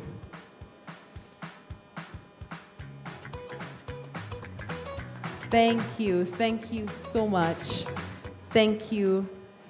And still sharing the certificates for the CPC class will be Claire Wanjiko, PCC, and so officially graduating from the Global Diploma in Professional Coaching Program, cohort 23 is Beatrice Mutuku Muba, David Sandagi Amiani, Elizabeth Ndunge Muli, I celebrate you. Jared Ngugi Mwatha, I believe he's graduating in absentia. Joseph Osoro Gogo. Gogo Osoro. Awesome. We are also celebrating Julius Tairo Muraguri, We celebrate you, Julius. Pamela Setunya Dube in absentia. Philbert July Mdindi, we celebrate you. Sheila W. Karago, we celebrate you. Sikuku Evelyn Simuli, we celebrate you. Oh, they have done well.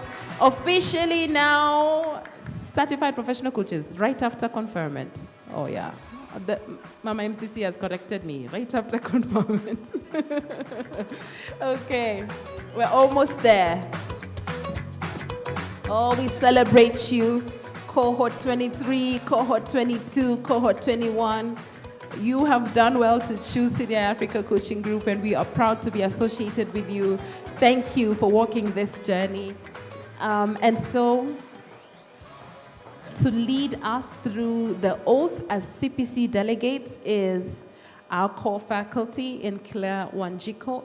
And so I'll ask all 50 CPC graduates to be upstanding in readiness of taking the oath. I believe you have pens to ensure that you have signed the oath, so it's not just a passive thing that we are doing. And so welcome, Claire. Okay, thank you. Thank you very much. It's good to see you all, and good afternoon. It's afternoon already. So we'll just go directly into the oath, and let's start. Today, being the 16th of May, 2025, I graduate from CDI-Africa Coaching Group, having successfully completed my ICF accredited coach training program. I officially receive a professional designation as a certified professional coach, CPC, with full understanding of the responsibility and obligation that comes with this designation. I, Leah Gadigian Joya, hereby commit and promise to conduct myself in a manner that befits the coaching profession, conduct my coaching activities with honesty, integrity, and accountability, treat my clients with dignity, love, honor, and respect, handle all my clients' information with privacy and confidentiality, always be a dedicated role model representing the coaching profession in a befitting manner, continue to develop myself and my coaching skills in order to remain relevant and best serve my clients, continue to contribute to the development and visibility of the coaching profession in every way possible. Refer my clients to other helping professionals whenever necessary. Consult the ICF Code of Ethics and the Ethical Board whenever in doubt. So help me God. Okay, so you can go ahead and sign. And George, I couldn't help but notice, where is George, ICF? You can see how many gentlemen we have, eh? There are many, eh? Yeah. Okay, thank you. Thank you, Claire. You can get it signed off, then you can stand after signing.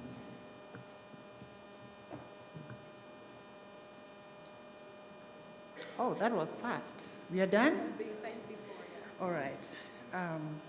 This is the highest number of coaches in the global diploma in professional coach we've had. So I'm so excited to see all of you. And I don't just see you, I see the many people that are connected with you. So thank you for taking your professional oath of coaching.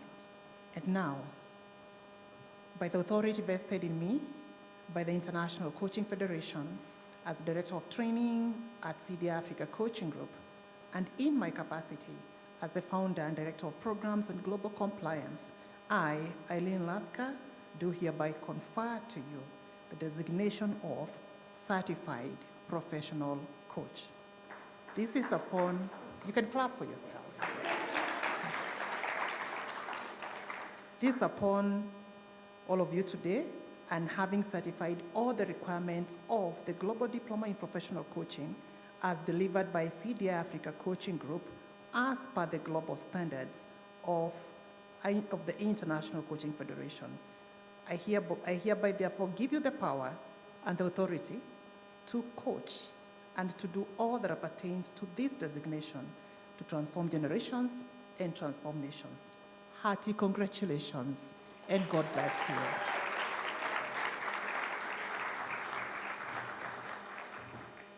We celebrate you. New designations, now I can officially say it. Certified professional coaches, congratulations, we celebrate you. And so this will be our last cohort to certify. We're going to be offering certificates for the inaugural cohort for the Coaching Business Masterclass. And for this, I invite Tamala to kindly pass on the certificates to these precious ones. Kindly take your station on this side. If we could fasten our steps, and so that then we can go to the last part of our program in closing. Again, thank you so much for your patience. We're spilling a little bit over time. Right after this, we're just going to have a vote of thanks, and then graduates can proceed to take their photos, and we can proceed to lunch. And so officially graduating from the Coaching Business Masterclass, the inaugural cohort, cohort 1, are Angela Nyambura Gishaga in absentia, Caroline Irako Chamwada. We celebrate you, Caroline. Diana Gombe, Dixon K. Murianki, Elizabeth Mugamb, Florence Aleo Amisi, Isabel Blanchette Dimbane Zukul, Jamila Mohammed, Janet Wangare Kariuki, Monique Mwaniga Mukayagi, Nancy Mwabili, Nelly Wanjiko Njoroge, and our beloved Samantha Matumo in absentia. We celebrate you, newly certified coaches in this program of how to build a thriving coaching business. We celebrate you.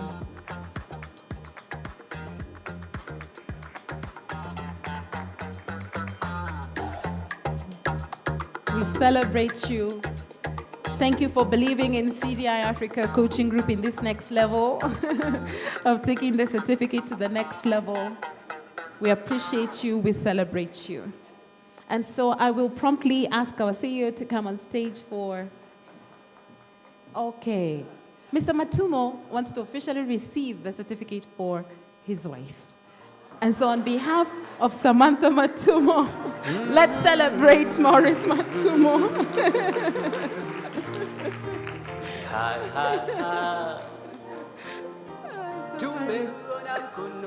Please don't go off stage, Bwana Mkubwa. Maurice Matumo.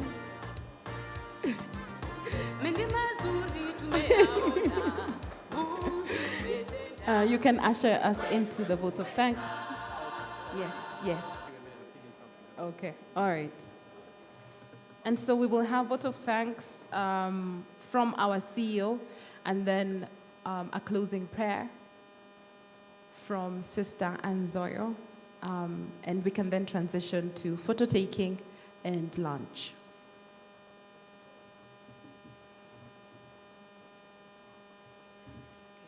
My apologies, my most sincere apologies. We are joined by Catherine Musakali, founder of WBN, representing our special group, and so karibu sana. Let's celebrate Catherine Musakali. Oh, she believed in this vision when we pitched to many and they didn't take it up. And so that eagle that was being described earlier, I see a lot of that in her because she believed in this vision of partnership when we really presented it to many others, but she took it up promptly. And so welcome again, Catherine Musakali. Thank you. Thank you very, very much. Wow. Congratulations to everybody who is graduating today. Indeed, a great, great day. And because I do not want to be the one standing between you and lunch, just to say the Women on Boards Network is about making sure that boards in this region, not just in Kenya, are more diverse than they currently are. Now, one of the hallmarks of a good board member is one who is diverse, who is independent and can exercise independence of thought, right? Now, if you just think about independence of thought, you will see where coaching comes in, because then it's not about mentorship. It is actually about coaching. 4 out of 4 of the founders of Women on Boards Network Kenya are coaches. So we understand why coaching is so important. And this discussion goes back, I don't know how many years back, Java Valley Arcade with Aileen. And we said we want to have a coaching center within the Women on Boards Network Kenya. I think we have a sizable number of coaches now. We are currently at 21, I believe, who have graduated through CDI, 21. And so, Aileen, I was just whispering to you that watch this space, before the end of August 2025, our coaching center at Women on Boards Kenya will be open, because, and my team is there listening, you better make it happen, because I think there are so many board members who will benefit from being coached, and we always say everyone needs a coach. And even if this room was full of graduates, we all need coaches. So there is space for everyone, and we shall continue the partnership. Thank you so much, CDI team, for the partnership. We really value it, and we will continue growing the profession together. Thank you very much.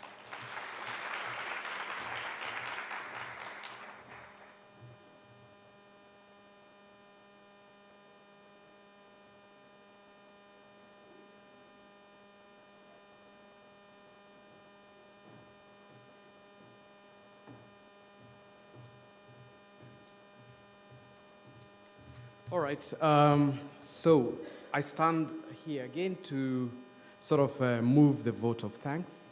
And I'll start with He who makes everything possible. I think, please let's give a massive clap to our God.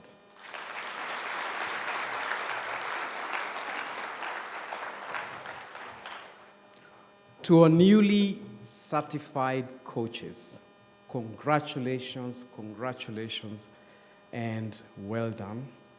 For the rest of us, please, let's appreciate the 84 graduating coaches.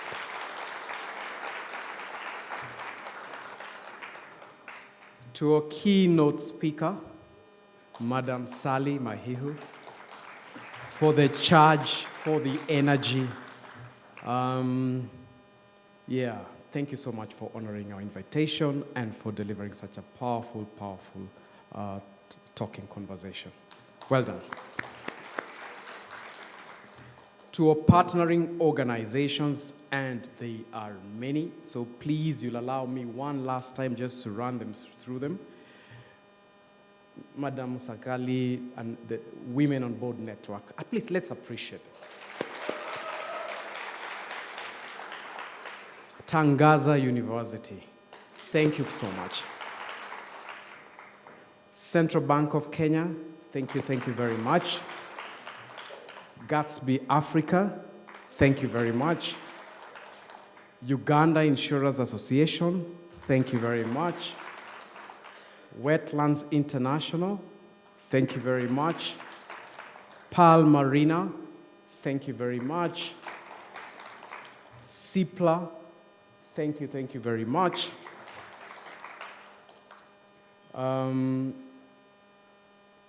ZEPRI, Thank you very much. Harley's Limited, thank you very much. A special category in absentia, that is the Obama Foundation, for entrusting us for the last 3 years to work with them on the Leaders Africa Foundation. A massive, massive thank you. The Africa CDC through the Kofi Annan Global Health Leadership Program for working with us in their 4th cohort. Again, a really amazing thank you. And then we've got other organizations which I must mention, whether it's IHS Rwanda, Postbank Uganda, Doreen, thank you so much. CIC Insurance, Open Capital, Sifao Mobility. Jennifer, you'll pass this to your amazing team. Family Bank, Joseph is here. Thank you so much for the work that we're doing with you. And also in absentia, EcoBank Malawi for some upcoming work that we're doing with them. And there are many more other names I would have read if I've left any names, whether it's Nation Media, Diamond Trust, ABSA, World Vision. I mean, the list is long. If I continue reading this list, I promise you we'll be here for another hour. But thank you to each and every one of you. I also want to take this opportunity to really thank our faculty, an amazing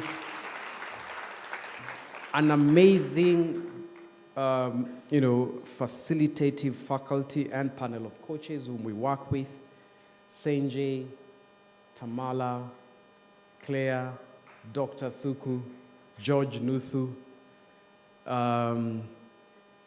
On sabbatical, Eileen Lasker, Karen Brachowski. Who am I leaving out, Eileen? Catherine Toll in absentia, and many other coaches whom I'm not going to list here because we actually do a lot of work with coaches and particularly our alumni. I just really want to take this opportunity to thank you. Of course, trusted partners in the ICF, both the global and of course here represented by our Kenyan chapter in George and your team. Jessica, I saw you right there. Thank you so much. Pastor Eve. Please let's appreciate Pastor Eve for journeying with us. Madam Eileen and your wonderful family. Represented here, in fact, I should have started with Mr. Kahoro. I think that's a heads up. Let me start with appreciating Mr. Kahoro. Eileen, of course, and then Grandma coaching. I mean, amazing. Your wonderful children in Patrick, Eddie, and of course, Alex here. Alex, please just stand up and wave. Thank you very much. And then, of course, I want also to mention a special group in my colleagues.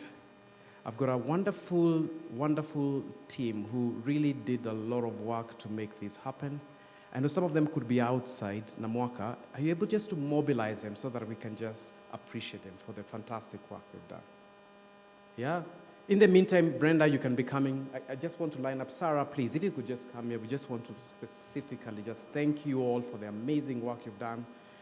Basically, how it works at CDI, they do all the work and I take all the credit. So I really must take... Alex, please, come on. Yeah?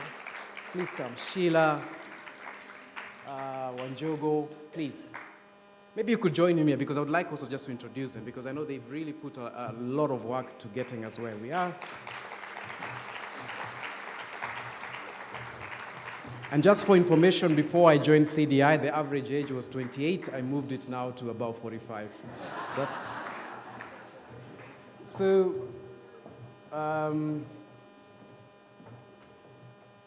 at the extreme end there, Moriah, our chicken dancing coordinator, Joyce Wanjugu Madenge, who leads our business, works in our business development. Sarah Diana Ogola, our thespian, and a certified coach, but also a wonderful, wonderful MC. Don't you agree? Yeah. Sheila Maraka, who takes care of our administration.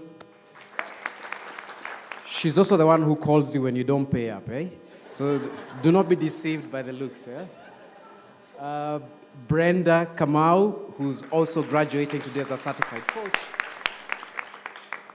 Namwaka Radoli, also in our business development. Sarah Nangila, whom you'd know, for those of you who are in class, in our program facilitation.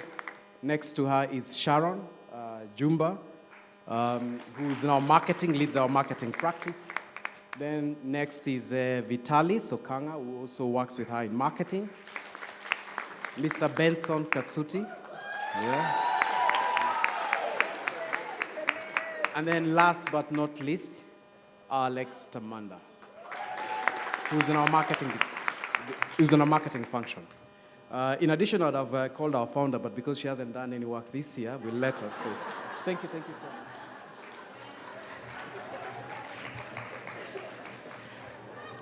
Great.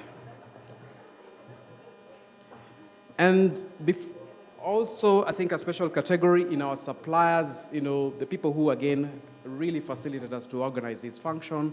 We have various partners and vendors whom, again, I may not be able to call all of them, but I know there's Ad Media. I think I saw T. Sally. It could be outside. The Pullman, formerly Crown. Thank you so much for hosting us. I think let's appreciate them together with all our partners.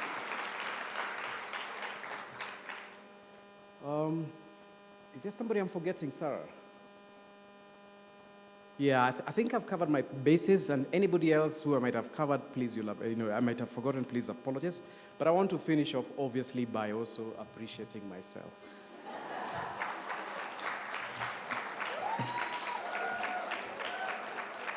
I am so grateful to myself for being given the opportunity to lead this organization. And it's been a wonderful, wonderful experience getting to lead this young team and walking them through to really facilitate the process of midwifing amazing coaches. I think now our number goes close to about 1,400 certified coaches. I think let's clap. Let's clap for that actually.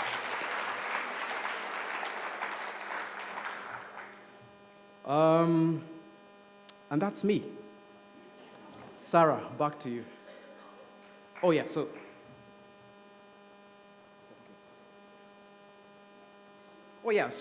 I'm also reminded just to appreciate. We'll start off with some special gifts with some small tokens. Normally, I was in the banking industry for a long time.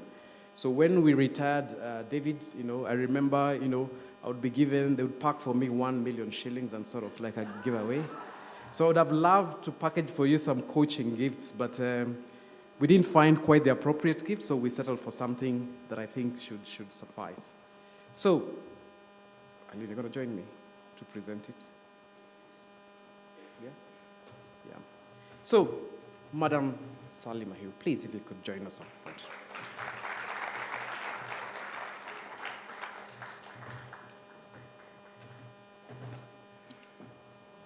Yeah?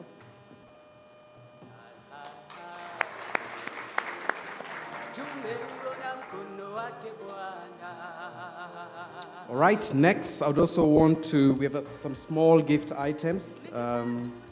They could be valued quite a lot, actually. But,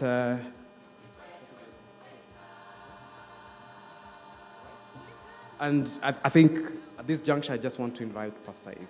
Please, if you could come in, please.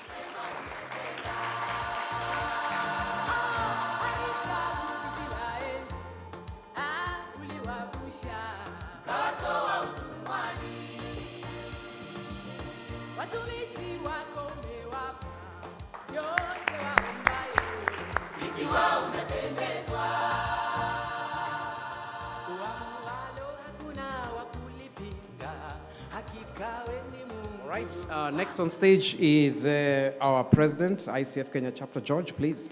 We have some gifts for you.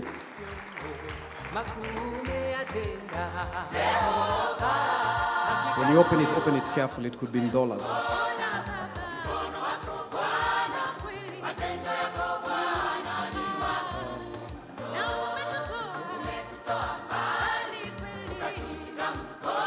So I do want to move to a special group in our faculty, and we'll start off with Dr.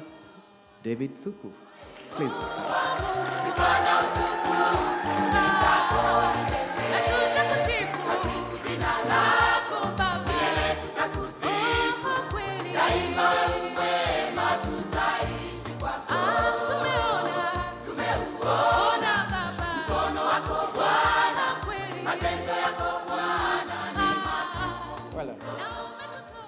thank you so much, David, the man who invented age ain't nothing but a number.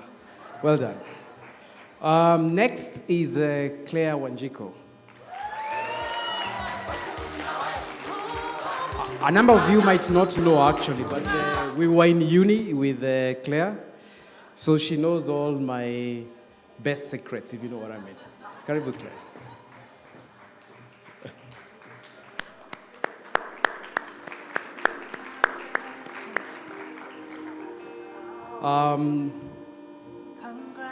Next, all the way from Netherlands, Senje Veldus.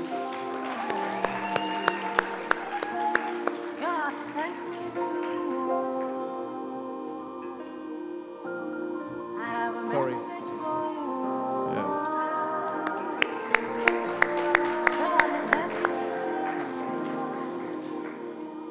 Listen, them say, them tell you say you can never be the one. All right, all the way from Malawi, Tamala Chirwa, please. In 1 month, in 1 week, you will sing a new song. In 2 days, a lesser than you will hear. Congratulations, you're in the glory of God. Well done. Congratulations, He has done it for you, and you will come back with a new song to sing. God is good.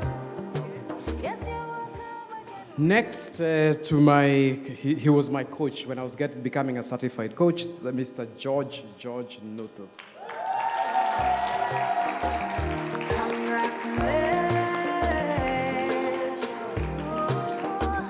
Congratulations, say what the Lord has done for you.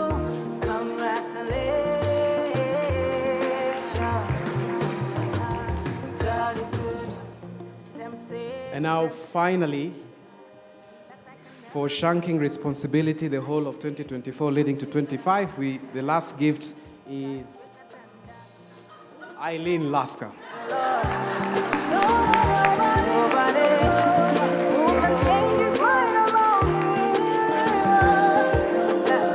Through many years, in many ways, I have seen His faithfulness forever and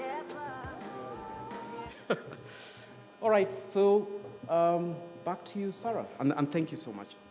Thank you. Thank you for that beautiful session. Thank you, founder. Thank you, CEO, for helping us through that session. Wasn't that beautiful? Oh, it's beautiful to honor the people who gave unto you and the ones that you're growing with. Right, I am iPad free, and so it's done. It's done, and so we're ready for lunch. Only that graduates, we really want to capture your moments in cohorts, and so if I could kindly ask our key guests, faculty, to use that door to exit in preparation for photo taking. Team CDI, kindly let's be sure that we have our photo station ready. Wanjogo? Yes. So key guests, if we could just go outside, and then I will call CLC 12 to exit in preparation of the first photo, and then we will sequence it as based on the cohort numbers.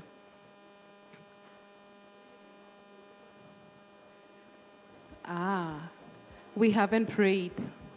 We can't eat without praying. We haven't prayed. My apologies. Sister and Zoyo, kindly bless our meal. Sorry, key guests. Kindly bless our meal and bless us as we exit. And then we will follow that same sequence. As the graduates are exiting through that exit, guests, you will use this door to exit. You are free to go on to your to the restaurant using your meal card. Lunch is served right after prayer. Thank you. I think I'll just stand here.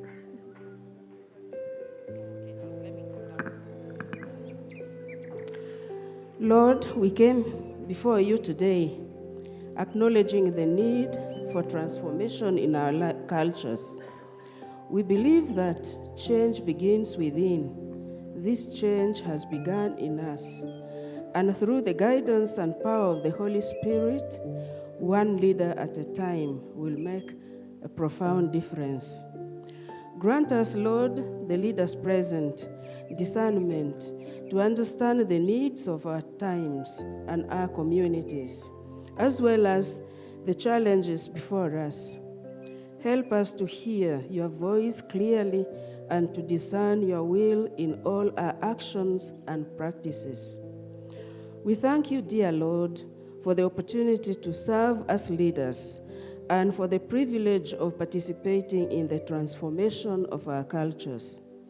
We commit ourselves to living out your values and making a positive impact in the world around us, one leader at a time. We are grateful for the knowledge and wisdom we have gained and the support and encouragement received. As we move forward, we ask for your continued guidance and wisdom as we apply the new skills and knowledge we have gained to our lives and our careers. May we empower people to grow and achieve their goals.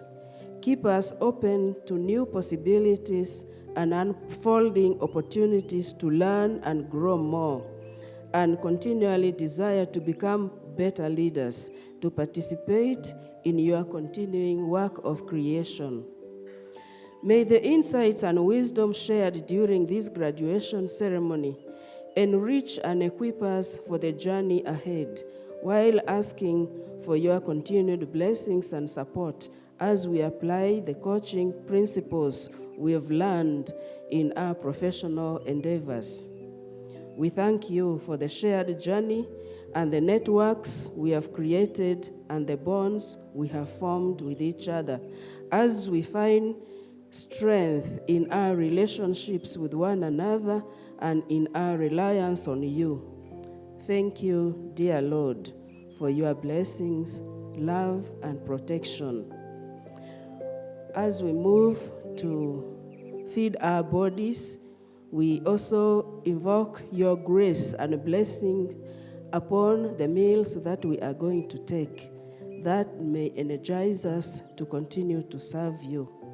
We have prayed in the name of our risen Savior and Lord Jesus Christ with thanksgiving in our hearts. And we say together, Amen.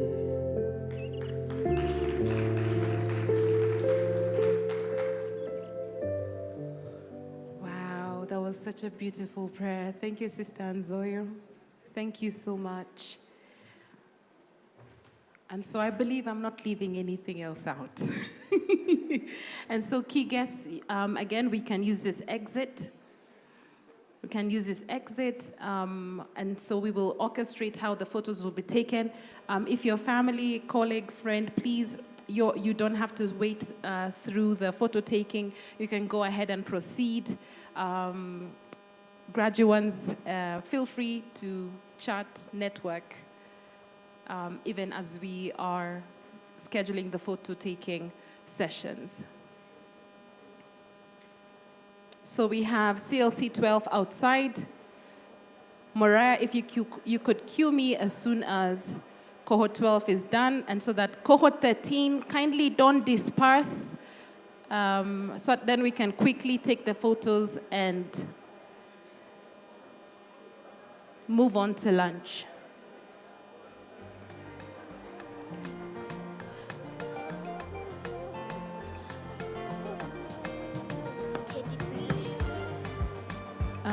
Mr. Matumo, I believe they need you for the photos outside. Kindly, if you could help us so that the CPC classes doesn't spill over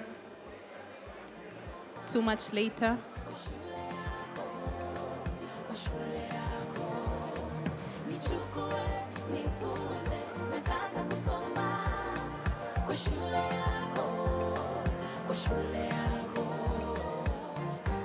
Nikiwa nawe kama mwalimu, ninajua nitahiti, nitashinda adui akileta majaribu. Unitayarishe, unibadilishe, mtihani ni Claire and Senje, I believe we need you outside for the photo taking. Claire, Senje, faculty members, if we could promptly go outside for the photo taking. CLC 13. CLC 13, you may go out to take your photo. CLC 13.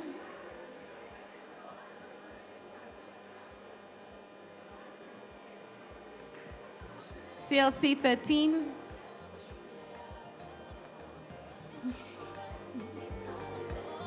CLC 13.